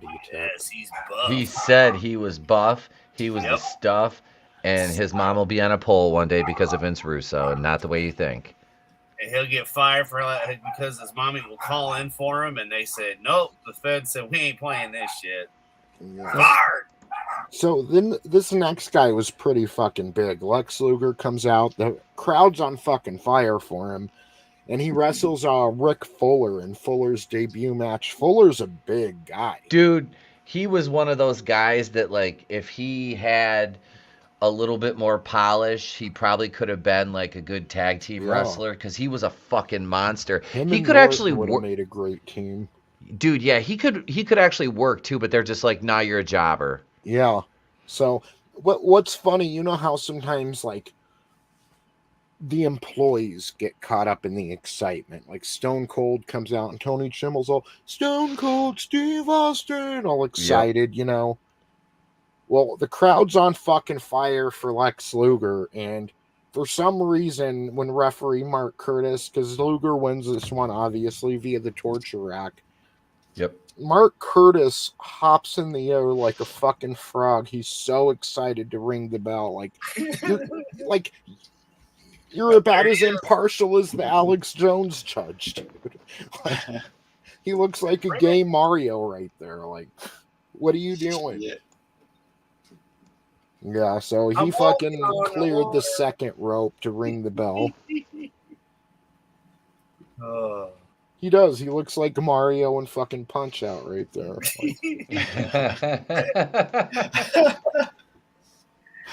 Oh, shit. Yeah, like, I mean, he's past the second rope. I mean, is that like, I don't know. For a second, I thought he was sitting on it. Yeah, you're right. No, he's fucking in the air. Like, I had to take a picture of it. Like, Jesus, I've never seen a referee jump so high to fucking tell him to ring the bell. Like, Rick Fuller's feelings have to be a little hurt. Like, my debut match, and that's how you treat me. So, right. Yeah, Luger, he fucking, crowd's fucking red hot for Luger. I mean, he probably got the pop of the night. You know, fucking even more so than Sting, because nobody knows where Sting lies right now. So Sting starts heading to the back, and who does he come face to face with? The Giant, who they have a history, like in '95. Yes, Judas Goat Barbecue. It's a me, Mark Curtis.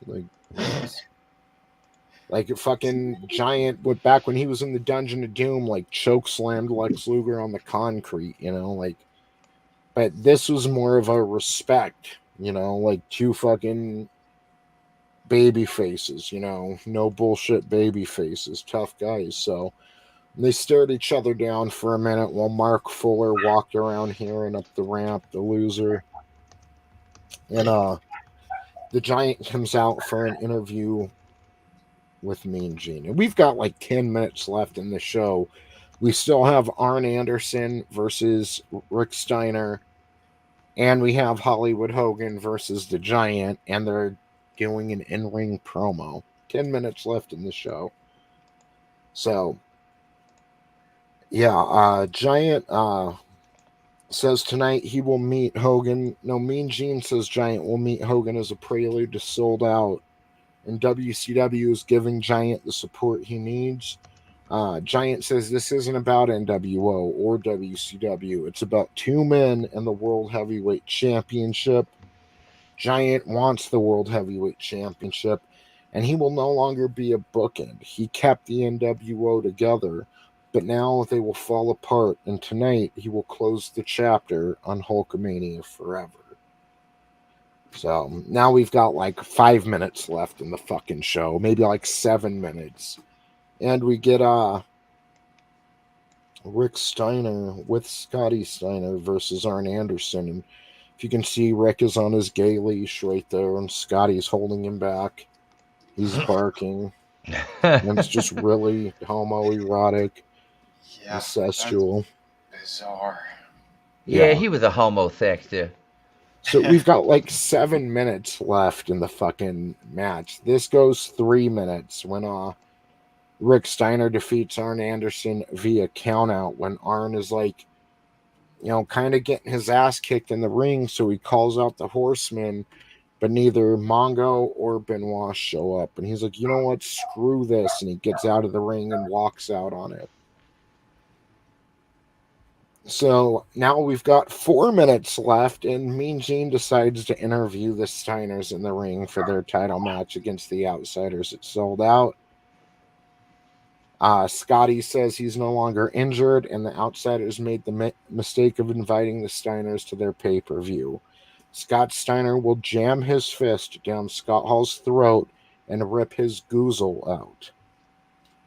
Rick Steiner says Nash is 7 feet tall, but they're not playing basketball. There will be no basketball in the ring, just 2 nuts. But by my count, there will be 8 nuts between the Steiners and the Outsiders. Now we've got like fucking 3 minutes left of Nitro, and it's time for our main event, which if you've ever seen a Hogan entrance, like maybe it's 4 minutes left or something, but I mean, we don't have much time left. No. So Hogan, and not The only does Steiner math still added up, Tony. not only does Hogan come out, the entire NWO sans Nash and Hall come out on the fucking entrance ramp, and they stand on different sides as Hollywood Hogan makes his way out with Ted DiBiase. And Hogan takes his time getting to the ring. The rest of the NWO who is on the entrance ramp walks back into the back. And Tony Schiavone gives Etep the best news of his life. Would you like to know what that is, Etep? I am dying to know what the news is that Tony Schiavone gave me in 97. They have no choice but to go to the New Adventures of Robin Hood at 10 p.m. They can't have a run over. It's a brand new show that's debuting. So, stick with Nitro, and we'll get to watch this main event in between the commercials of that show. Yay. Yeah, and go boo, because we all knew this was scripted that way and such bullshit. Wait, okay, did we have to have Conan versus Super Callow then?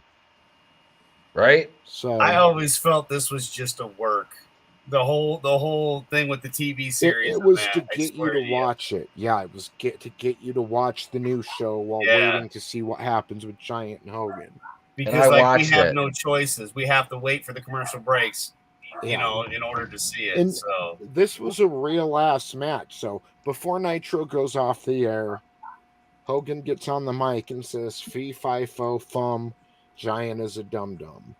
Hogan says he used the Giant and doesn't need him anymore, and there's nothing on any piece of paper that says Hogan has to wrestle the Giant tonight.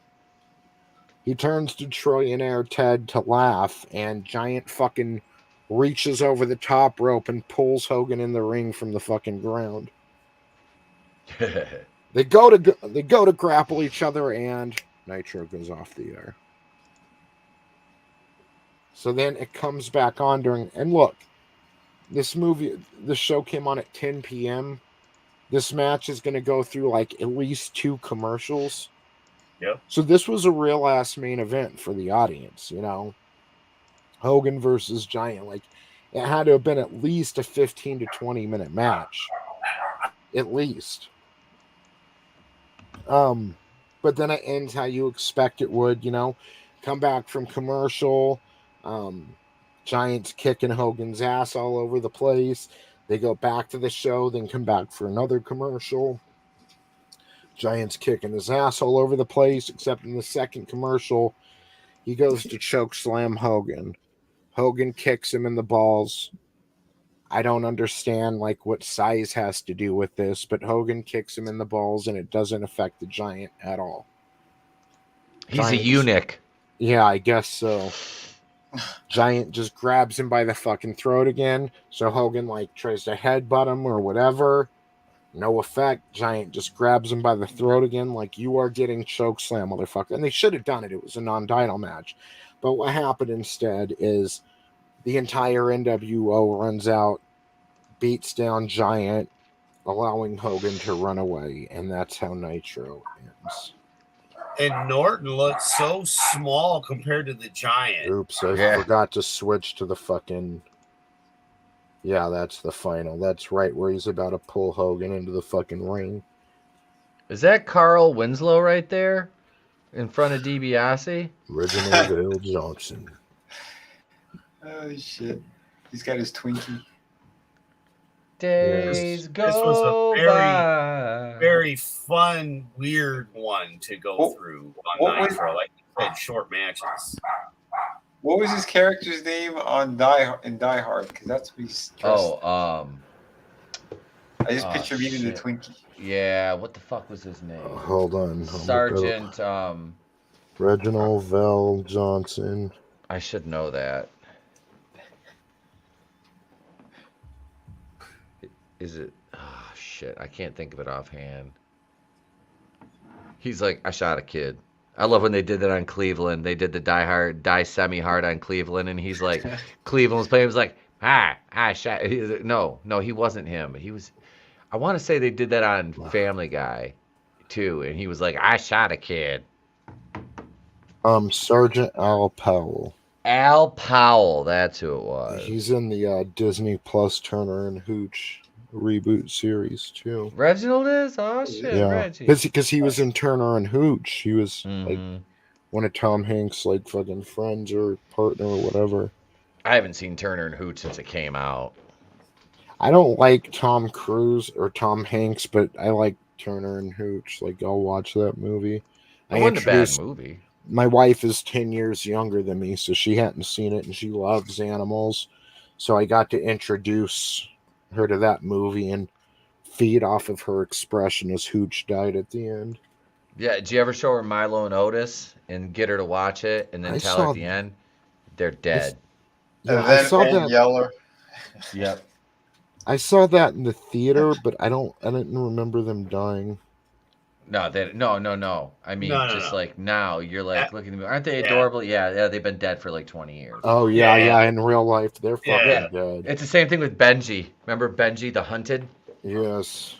Yeah, man. Well, at least they didn't die like old Yeller. Well, in real life, they're all dead, bitch. It doesn't matter. We got you. It's like trying to watch wrestling. It's like trying to watch these Nitros with my kid now. You know, it's like we're watching it, and now he doesn't ask who won. He asks if they're dead or not, because I'm like, as I'm watching it, I'm like, he's dead, she's dead. Yeah.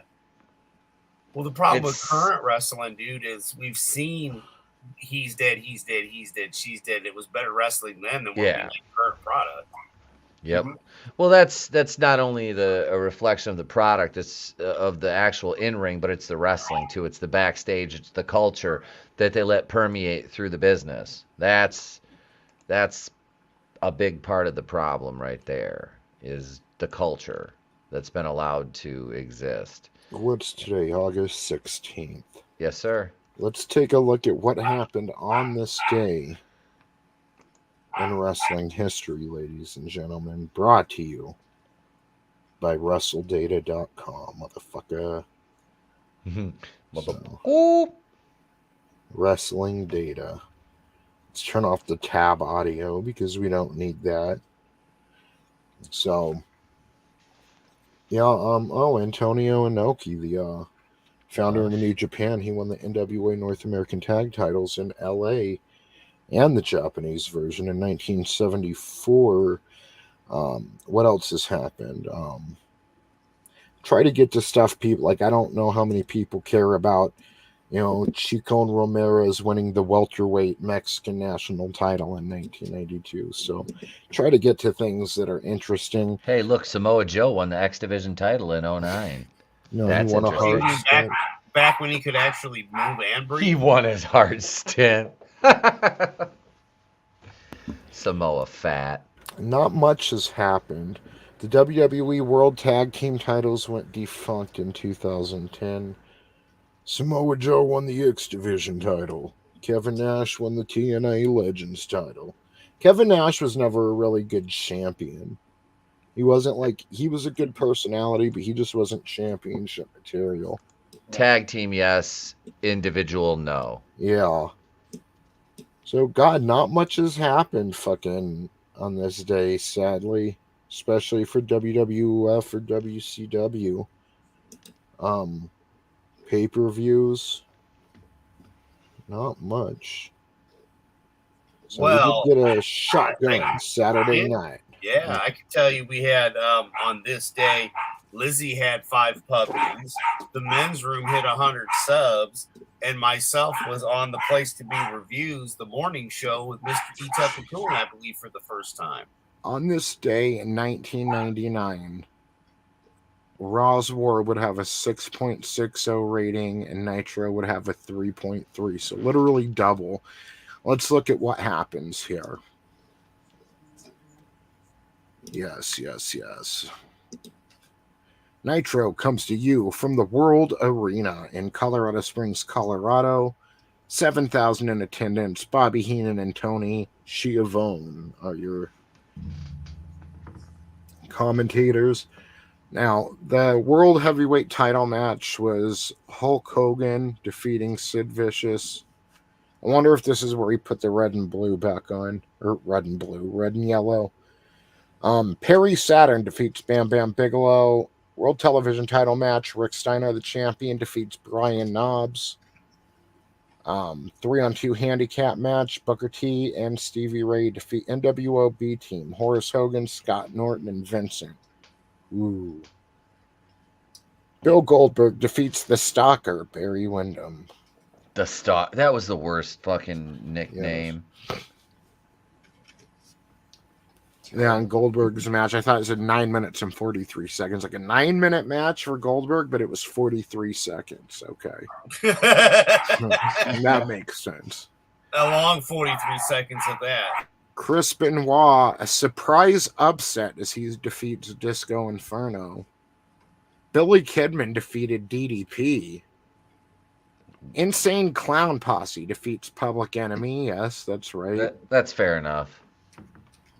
Rey Mysterio Jr. defeats Lenny Lane. Lenny Lane was the one that said he'd ended up at the wrong end of a blowjob a time or two and asked if that was gay. Yep. Is his real name Ethan? He's very, very...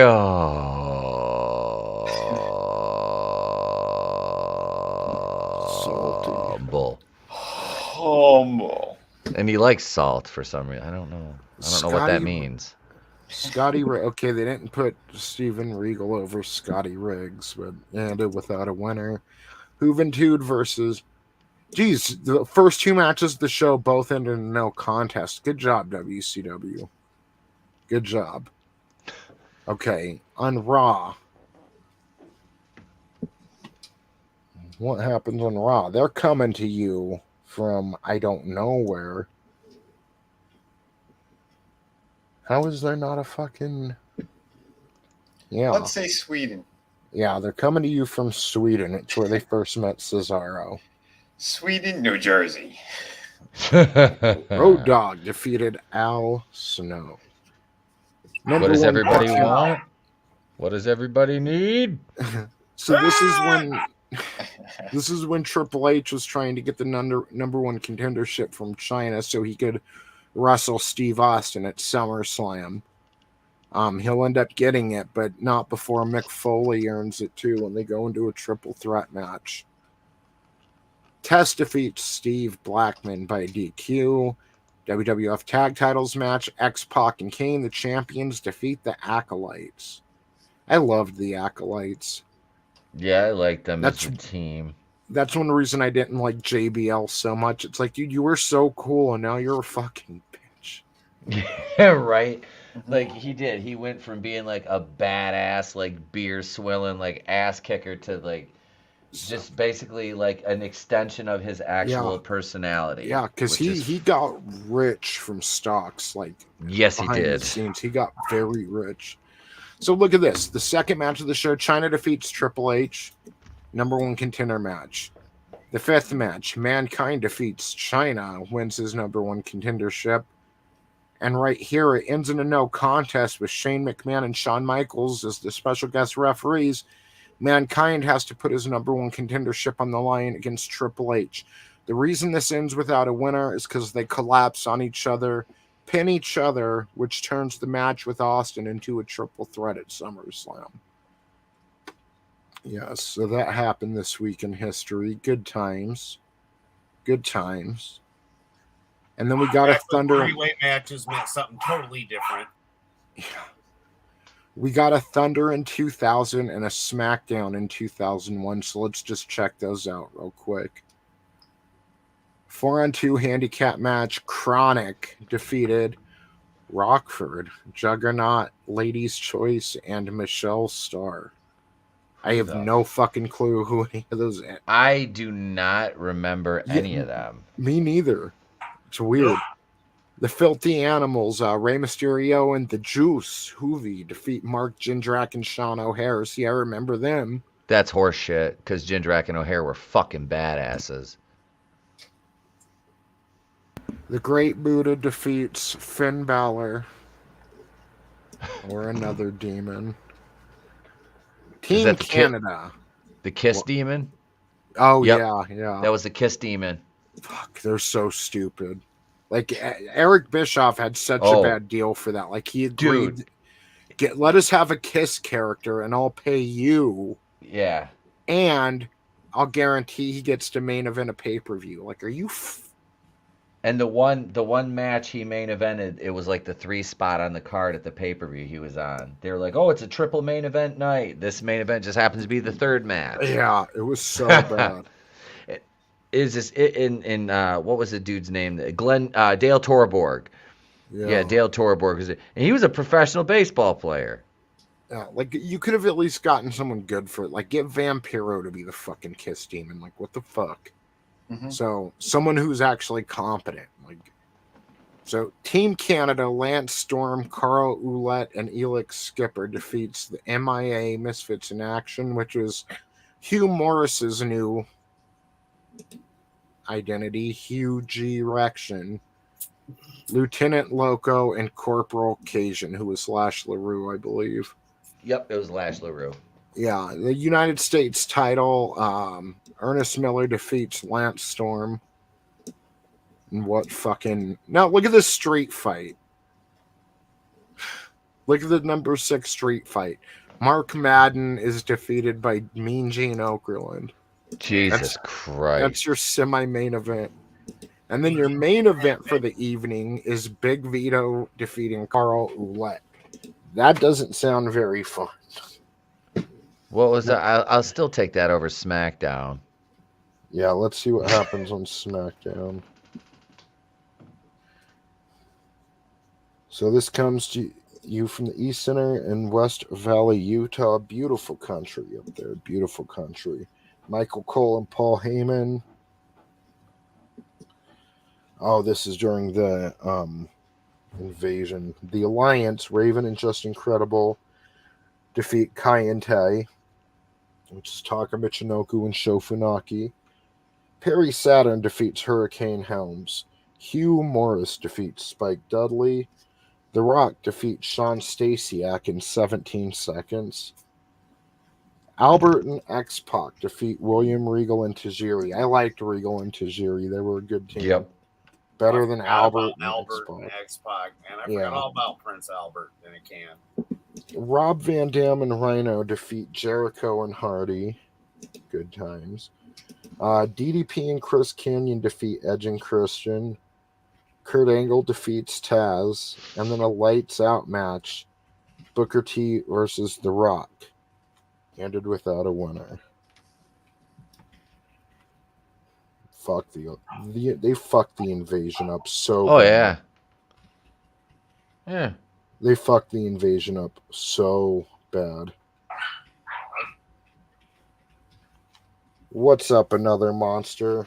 I will relax. My people are mostly Scandinavian. I feel you, bro. We need to reunify Scandinavia and the world will heal. Hey, baby. Yes. Brutal morning report. He wrote puppies right under my wife's comment. Puppies, baby. Puppies.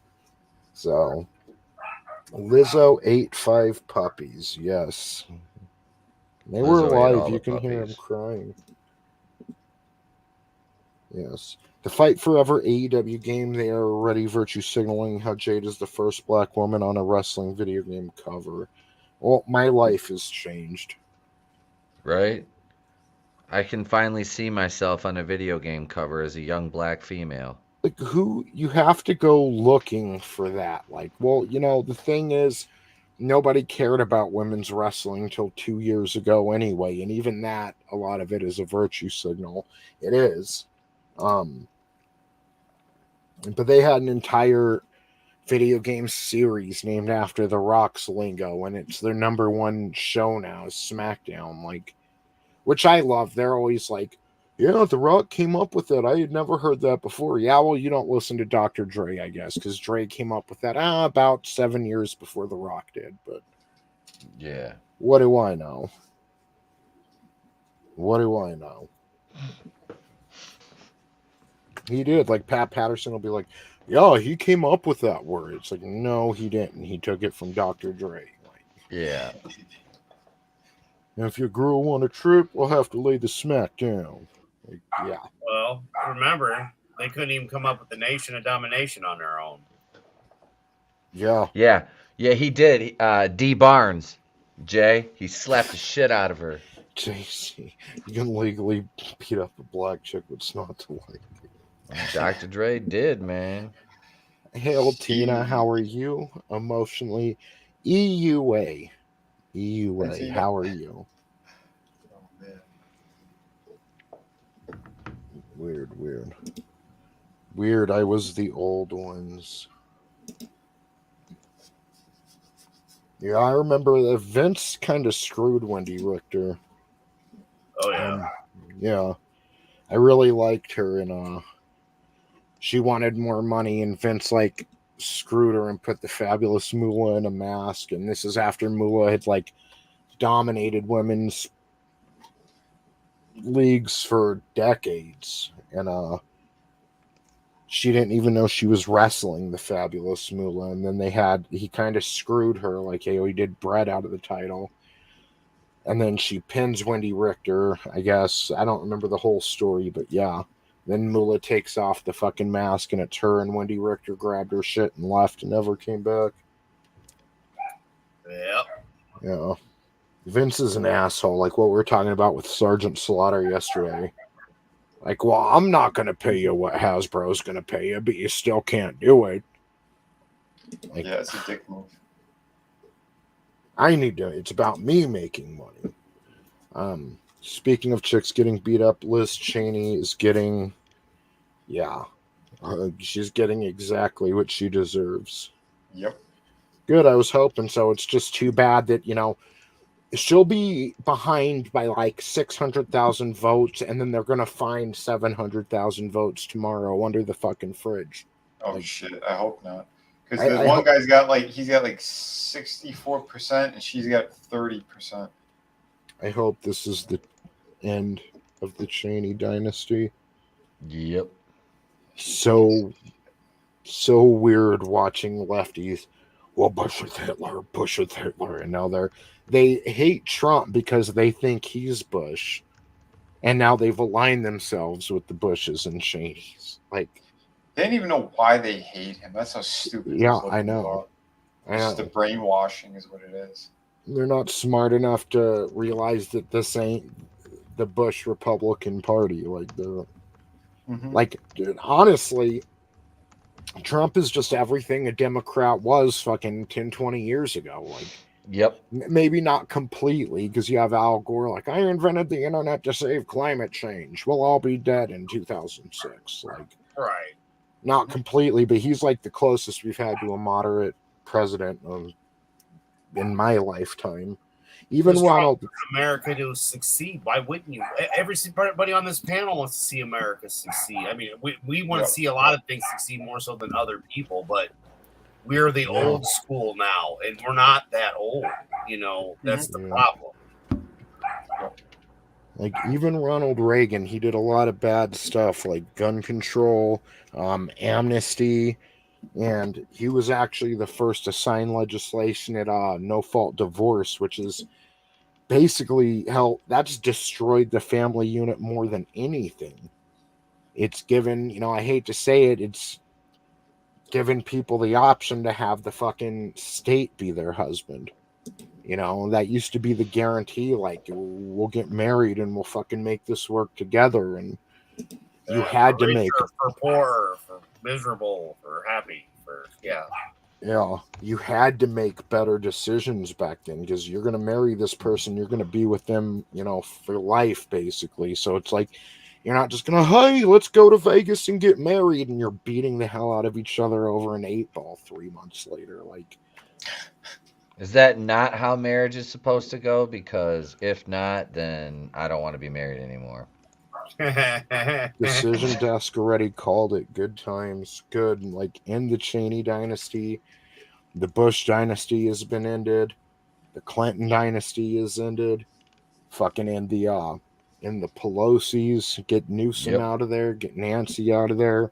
Like, let's fucking get this old Schumer out of there. Yeah, get these fucking families the fuck out of there. Like, this is not your country. This is all of our country. Put Han's cock in, please. Yeah. Yes. Yeah, vote for me, sons of bitches. Tits for everyone. It's like throughout history, if there's one thing guaranteed, it's that power corrupts. And they're like, well, no, this is different. No, it's not. How is it different? I mean, these motherfuckers, the stupidity is on another level. Yes, it is. It gets me very angry. But Always said never go full retard, and we are seeing what happens when you go full retard. Yep. I'm so happy. I can't stand the Chinese. Like, I really can't stand the Chinese. Yep. And I'm glad, like, go live off of daddy's time. Like, you're done. You don't deserve to bestow. Keep doing that fucking, this bullshit, six nonsense. I mean, please. They're trying to just attach and connect all these elements, and every time they're doing it, they're exposing themselves more and more. That's the hilarious thing out of all of it. You know, it's just. I know Tucker. He's been back 2 days, and he's been going off like crazy. I heard some of it yesterday. They uploaded it to YouTube. Yeah, I'm glad when they do that stuff because I got to catch up on tonight. So part of tonight's, and I was like, wow. He's saying shit that Jones has been saying forever, and other people who just know what's up. But then he's showing footage as well on top of it. And then he's breaking down shit too, like the Whitmore thing and all that, showing that the FBI have been scumbags and liars from day one. Oh, these people are sick. Yeah, even Tulsi Gabbard tweeted, it appears that Liz Cheney, one of the GOP's chief warmongers, is about to lose. This is good news for every American, regardless of party. Yep, Tulsi's great. Yeah. Like, I don't agree with her views on guns and whatever, and everyone's always tells me, well, she wants gun control. It's like, everyone wants to call me far right and this and that. I would vote for Tulsi 100 times over someone like John McCain or Mitt Romney or Jeb Bush. Like, no, I'm not far right. I'm fucking pro-America, pro-liberty. Something we should all be. It's the thing that used to unite us all until you sorry authoritarian sack of shit motherfuckers thought that you can tell me how to live my life and how everyone else. So someone tweeted earlier, well, you can't have free speech without restrictions on it. Like, you're a moron. That's not free speech, cuck. You know, you just tell them. Then you're asking for fucking authoritarianism. That's what you want. What's up, Pursuing Paranormal? Cody, how are you, brother? It's great to see you, man. I got a stream with Cody soon. You know, I want to talk about aliens. Miss Cody, what's up, brother? Yeah. And, you know, the problem is, Necro, we shouldn't even need term limits on them. We should be a more vigilant people. And when we see somebody using that position to personally enrich themselves, when you've got diarrhea all over the streets of San Francisco and fucking needles everywhere, and you're having to walk your kids through that to get them to school, you would think, hey, maybe we should stop voting for these people. Exactly. Dude, look at New York. New York, oh my God. The meth heads and crack heads are everywhere now. It looks exactly like California. Exactly. They're breeding like rabbits. Mm-hmm. They're infesting everything. It's like, what do you want? The government's literally giving fucking crack pipes and meth pipes to these people. Sodom and Gomorrah. Yep. It's the last days of Babylon, brother. Yep. Mm-hmm. It's like, we got to save it, you know. Sometimes I'm pretty black-pilled, but I still like Jesse Kelly. Like, he's one of my favorite people on Twitter. I should listen to his show more. He's always got good takes. Like, somebody was like, oh, so you're willing to be an authoritarian? He's like, I'm willing to be as authoritarian as it takes to save my country from communism. Like, to save my country from you motherfuckers. Yeah, I do think people should get loaded on boats and go to Venezuela. This is how you want to live? Go to Venezuela. This is the last beacon of hope. This is where people run to when there is no hope, and you guys are destroying it. there is going to be nowhere else to go if we lose the United States. And these people have slowly been destroying it our entire lives. You know, it's time to fucking take it back. It's time, you know, I'm not going to be a weak man that creates hard times. I won't be it. Yep. Those are relegated to trash in Jersey. Humble. Gurgle, gurgle, gurgle. Yep. Yeah, Necro, I believe we need a convention of states, which I think it takes like 35 states or something, 35 governors to sign off. That's basically where we're like, okay, enough. You pull the power away from Congress. Like, no. And you sit down and you reform everything and set everything how it's supposed to be. And they have like 20-something people ready to sign on, I believe.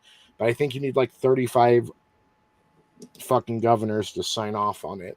And it's basically, it brings you into safe mode. It brings you into emergency mode where you rip the power out of the hands of these crazy fucking congressmen, senators, and yeah, you set shit right. Like, you guys are fucking up.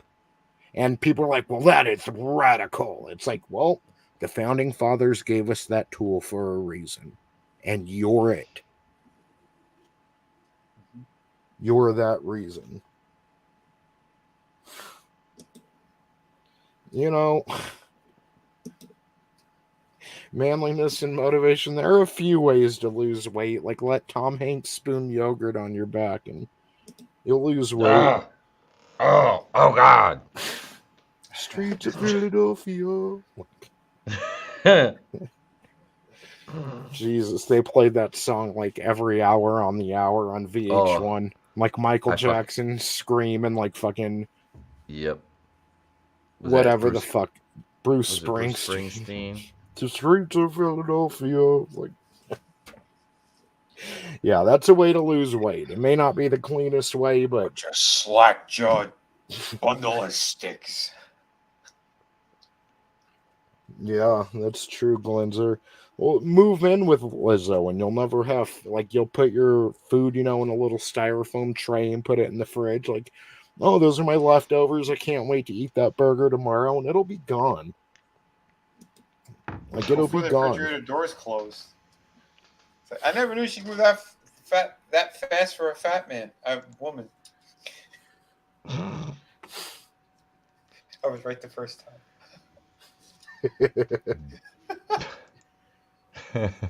You've got to do better.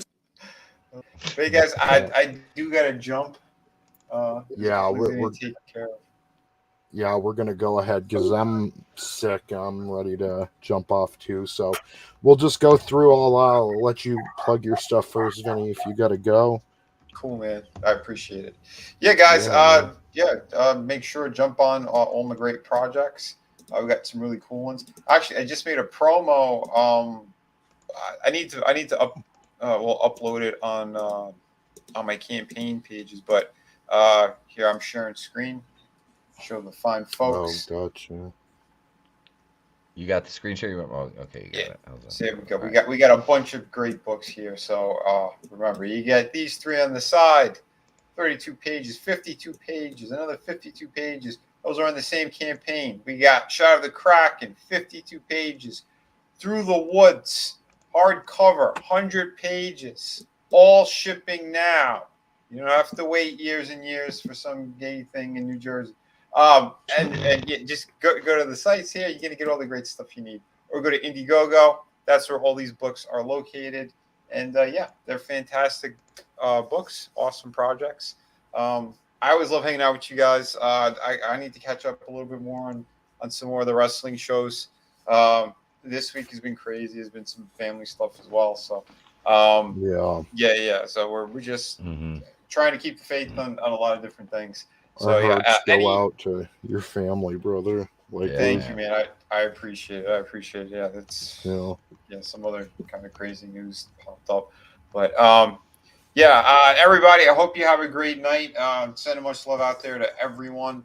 It's always a blast hanging with you guys and girls. So we should be streaming later in the week as well.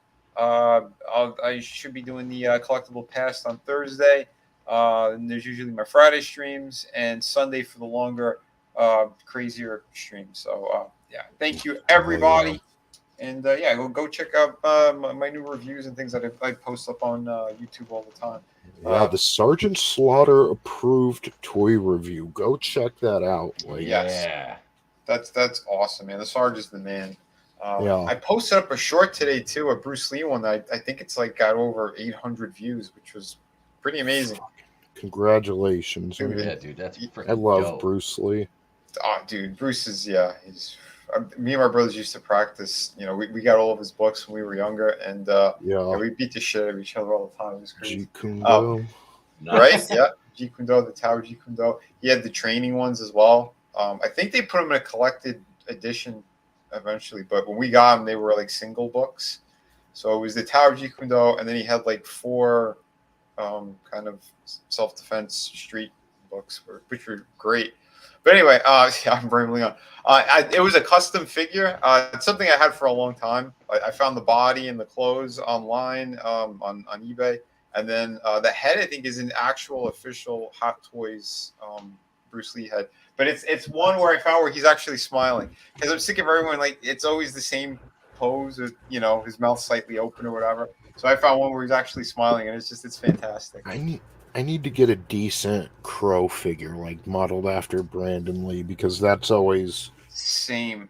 I'm hoping someone does the new one soon, because I know the one that Hot Toys did. It's older, and he had like pleather.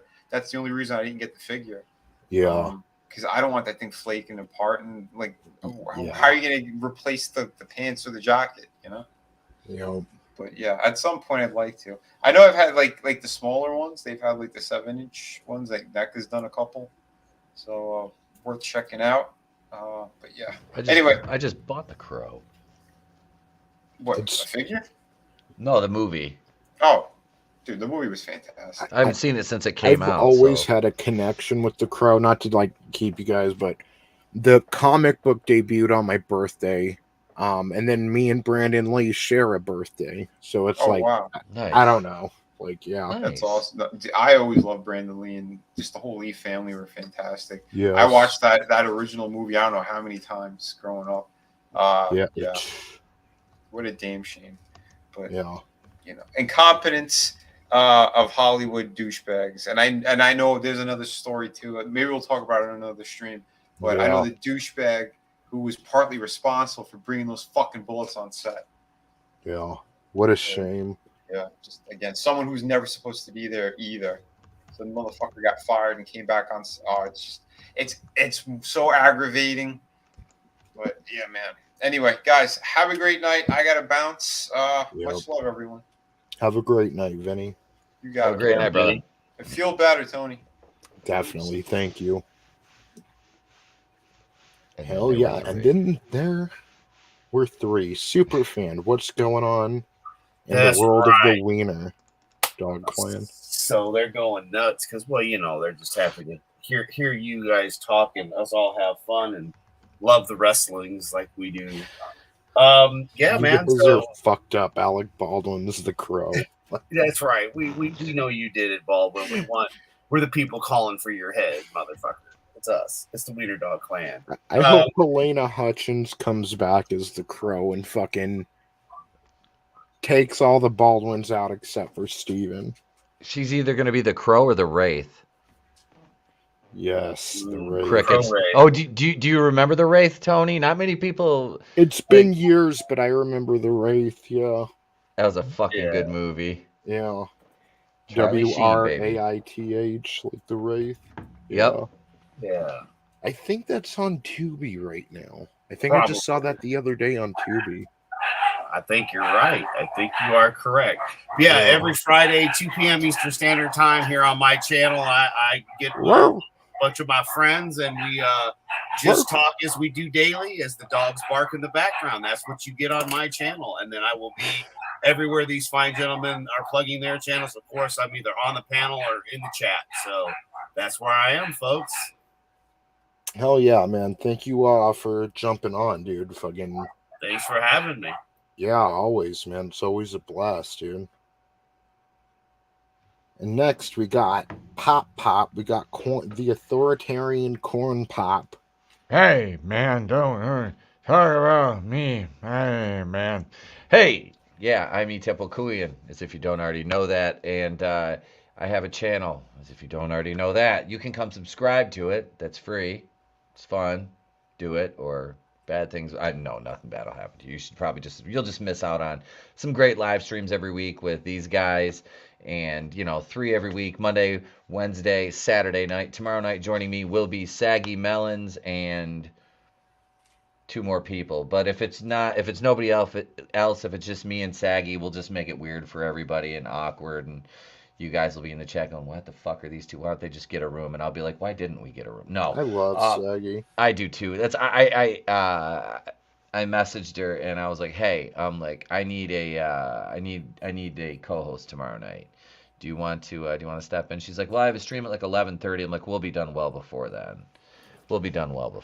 So I'm going to. I've got a few other people that I'm waiting to hear back from for tomorrow. But yeah, we're going to. We'll make it fun. We'll have a good time tomorrow night, and we'll have the members stream as well. And tomorrow will be the debut of the new closing on all the videos and live streams, and the new members video that's been updated for all 38 channel members in 3. That's right, we have 2 tiers now. We have the Kazuian tier, which is $2.99 a month, and the Harvey Wokuian producers tier, which I have 3 now. We have Superfan Adam Shawhan. We have Good Stuff Comic Skater. Big shout out to Good Stuff. He's my editor. And also, Emotionally Unstable Amphetamine. Tina Bojan is now a Harvey Wokuian producer as well. So, that means you get to drop a suggestion for a video for me to make. You get to suggest live stream topics. And I'm going to get a private Twitter chat for just the people on that tier and myself and maybe like Tony and Vinny and Chris too, because like I said, everybody involved in the shows.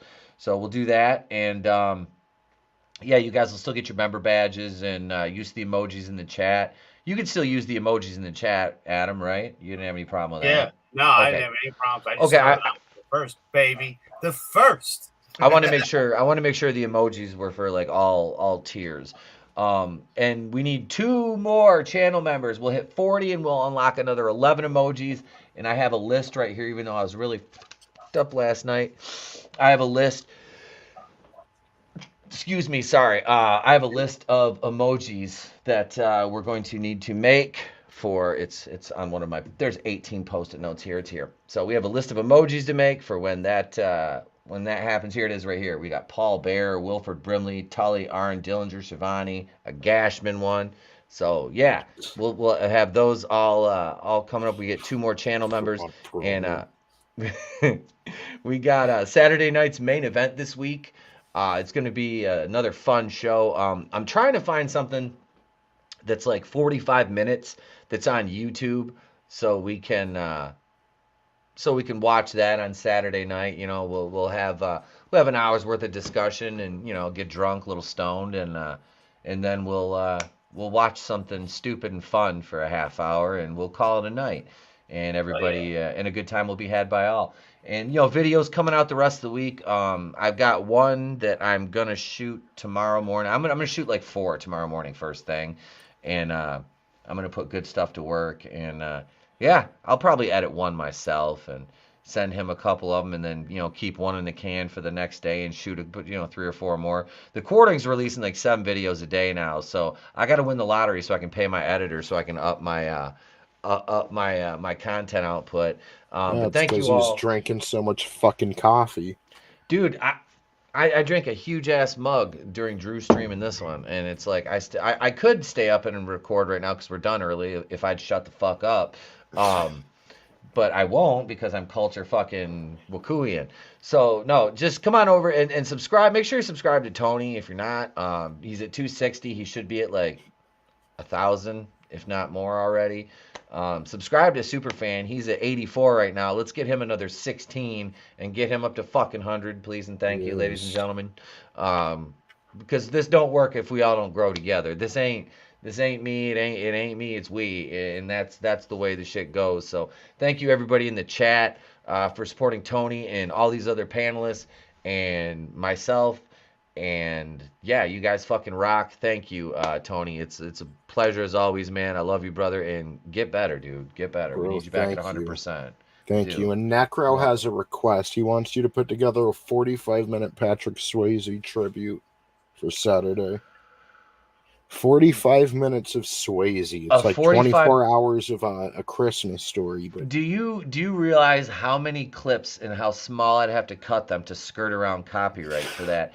I tell you what, if a copyright claim, it's it is for Patrick Swayze. You know, the only way I would do that is if I could play "She's Like the Wind" on loop during the whole fucking video. I swear to God, Trey thought I was nuts the other day because I was driving, that shit came on the radio, and I was fucking singing that. He goes, "You like this song, Dad?" I'm like, "Hell yes, Patrick Swayze, son." Motherfucker could sing a ballad and make a woman's panties melt and then turn around and spin kick you in the face. That's what I love about Swayze. And all right, he can make it play hot with his cock while rubbing on fucking, I almost called her Demi Lovato, like Demi Moore. Demi Lovato too, but the age she was when Ghost came out. Good times. Yes. So yeah, check out Saturday night's main event. Friday night. If you're not hanging out with us on Friday here at the Clown World Review, you are missing one of the greatest shows on Friday. Liars, Life in a Rocket Ship. It's fantastic. We always have great conversations regarding political topics, social topics, just telling fun jokes, and just, yeah, it's almost therapeutic to talk about some of the things we're going through, including this cold fifth generational civil war that we're going through right now. Hopefully it doesn't turn hot. But just being able to talk about stuff, meeting new people, we bring new guests on. Lasso of Truth, she's someone, Trina, we've been getting to know her more. Like, she's always given us great support in the chats, but she's been coming on the shows lately, and she just has such a fantastic point of view, such a fantastic perception on things, and we want more of that. We want to include you. We want to get everybody's frame of reference on the things going on, because that's the only way we're going to make it out of this, you know? So yeah, Liars every Friday. Then, of course, next week we're going to be watch partying the 1997 Royal Rumble, which, if anything, it's the last time we're ever going to see fake Diesel and fake Razor Ramon. So that's always a good thing. It'll also, well, I don't want to spoil it for people who haven't seen it, but yeah, it's going to kick off, or at least take the Brett Hart, Steve Austin rivalry into the next gear. You know, we're headed towards WrestleMania 13, the submission match. That's the match that really puts Steve Austin over the top. A year from then, he will be defeating Shawn Michaels for the WWF Championship. The Stone Cold era begins. And that's just, again, one of the best times in wrestling. He burned hotter and brighter than Hulk Hogan did. Just, he didn't have the longevity because somebody dropped him on his head right in the middle of it. So that's no good, but I'm grateful for what we did have with Steve Austin, and we're right about to relive it all. So good times. 3 weeks from today will be 1 year since we started the Monday Night War retrospective. I didn't think, like, I suck, dude. I didn't think I would get this far. I'm like, man, like, that 1995 WWF was hard to get through. I'm like, what did I sign myself up for? Like, WCW was pretty good. Who doesn't like seeing Hulk Hogan get his mustache shaved off? But it sets us up for where we're at now, though, on the show. It's so awesome. Me and my buddy used to watch, like, him and Andre at WrestleMania 3, and he'd be on all fours, like, all shaking his head. And Hulk Hogan is Hulk Hogan. So, I didn't think, man, like I planned on going, and covering the entire Monday Night War, but it's just like a year seemed so daunting a year ago, and here we are, and we're in the good stuff. We're in 1997 now. Love that year for WCW and WWF. Some of Bret Hart's greatest work is going to come this year. Sting's greatest work is going to come this year, at least till, climax of it. 1998 is just a fantastic year. 99, 2000, beginning of 2001 is pretty good. I'm just excited. We're really climbing that mountain, and shit's about to get really good. And I am so excited to share it with all of you on the panel, all of you in the chat. It's good times. Good times. So, yes, Keely Chow, Groovinator is gone, but not forgotten. Rest in peace, Adam Wilcox. We still miss you, bro. I'm so sad. He was so excited for Dune. He was so excited for Dune, and he passed away before it came out. And now we take it for granted. It's on HBO Max. We could go watch it whenever, So, I bought the Blu-ray, dude. I had to. Yes. So, yeah, I need to buy the Blu-ray too. I really do. I suck with physical media sometimes, man. Like, you've seen my shelf, dude. I bought three or four $5 movies the other day when I was at Walmart. I bought Minions, I bought Pulp Fiction, and I can't remember what other one, but I bought 3 Minions, Pulp Fiction, and Menace to Society and New Jack City in a 2-pack. White Men Can't Jump. Dude, if I see that one, I'm buying it. Hail, good stuff, Comic Skater. It's great to see you, brother. And yeah, going through the chat, just hail Keely Chow, hail Superfan Adam Shahan, hail Necro. Thank you for the support, brother. Manliness and motivation. Brutal Morningwood. Chris Fisk, great to see you, brother. Another monster. Who else do we have here? This is the best I felt all day. I was so sick when we started the stream, and I'm so jazzed up now. Glenzer, hail to you, sir. Pursuing Paranormal. Cody, I love you, bro. JC, great to see you in here, bro. Tina Bojan, you're the shit. To me, you're an emotionally stable amphetamine. I don't care what they say. Reese Peaceful, great to see you, lovey. Great to see you, sweetheart. Angelous Draven, I hope your shift goes by quick, bro. Judas Goat Barbecue, you are the shit, man. Thank you for being here every week and supporting us. I can't ever express how grateful I am for that. Same to you, Gap After Dark. You rock. We need to stream together one day, bro. Chris Patterson, happy birthday. Happy birthday, bro. I hope, and many more to come. Silicone Dave. Yes, bro, you fucking rock too. Thank you for being here. Thank you for giving us your opinions. Thank you for talking wrestling with us. It always means the world. Papa Cotton, I love you, bro. And you don't know how happy I am that you haven't been banned from my channel because, yeah, fuck YouTube. Fuck YouTube. Who else do we have? Glenzer, I already said hello to you, sir. Brandon Looney Tunes fan, congratulations on 751 subscribers. Keep at it, bro. Keep working. Keep grinding. Horny Alf, one of the funniest people on Twitter or YouTube. Thank you for all the great laughs all the time. You rule. Am I missing anyone? I feel bad. I missed Tina saying hello originally. But yeah, Tina, we always appreciate you. You're the shit. Tommy and the Guinea Pig Collective. I almost said collection. My collection of guinea pigs. Great to see you, brother. Hashtag fuck CenturyLink. Parrothead, you rock, bro. Yeah, and if I missed anybody, I fucking love you, and I'm sorry for missing you. You guys rule.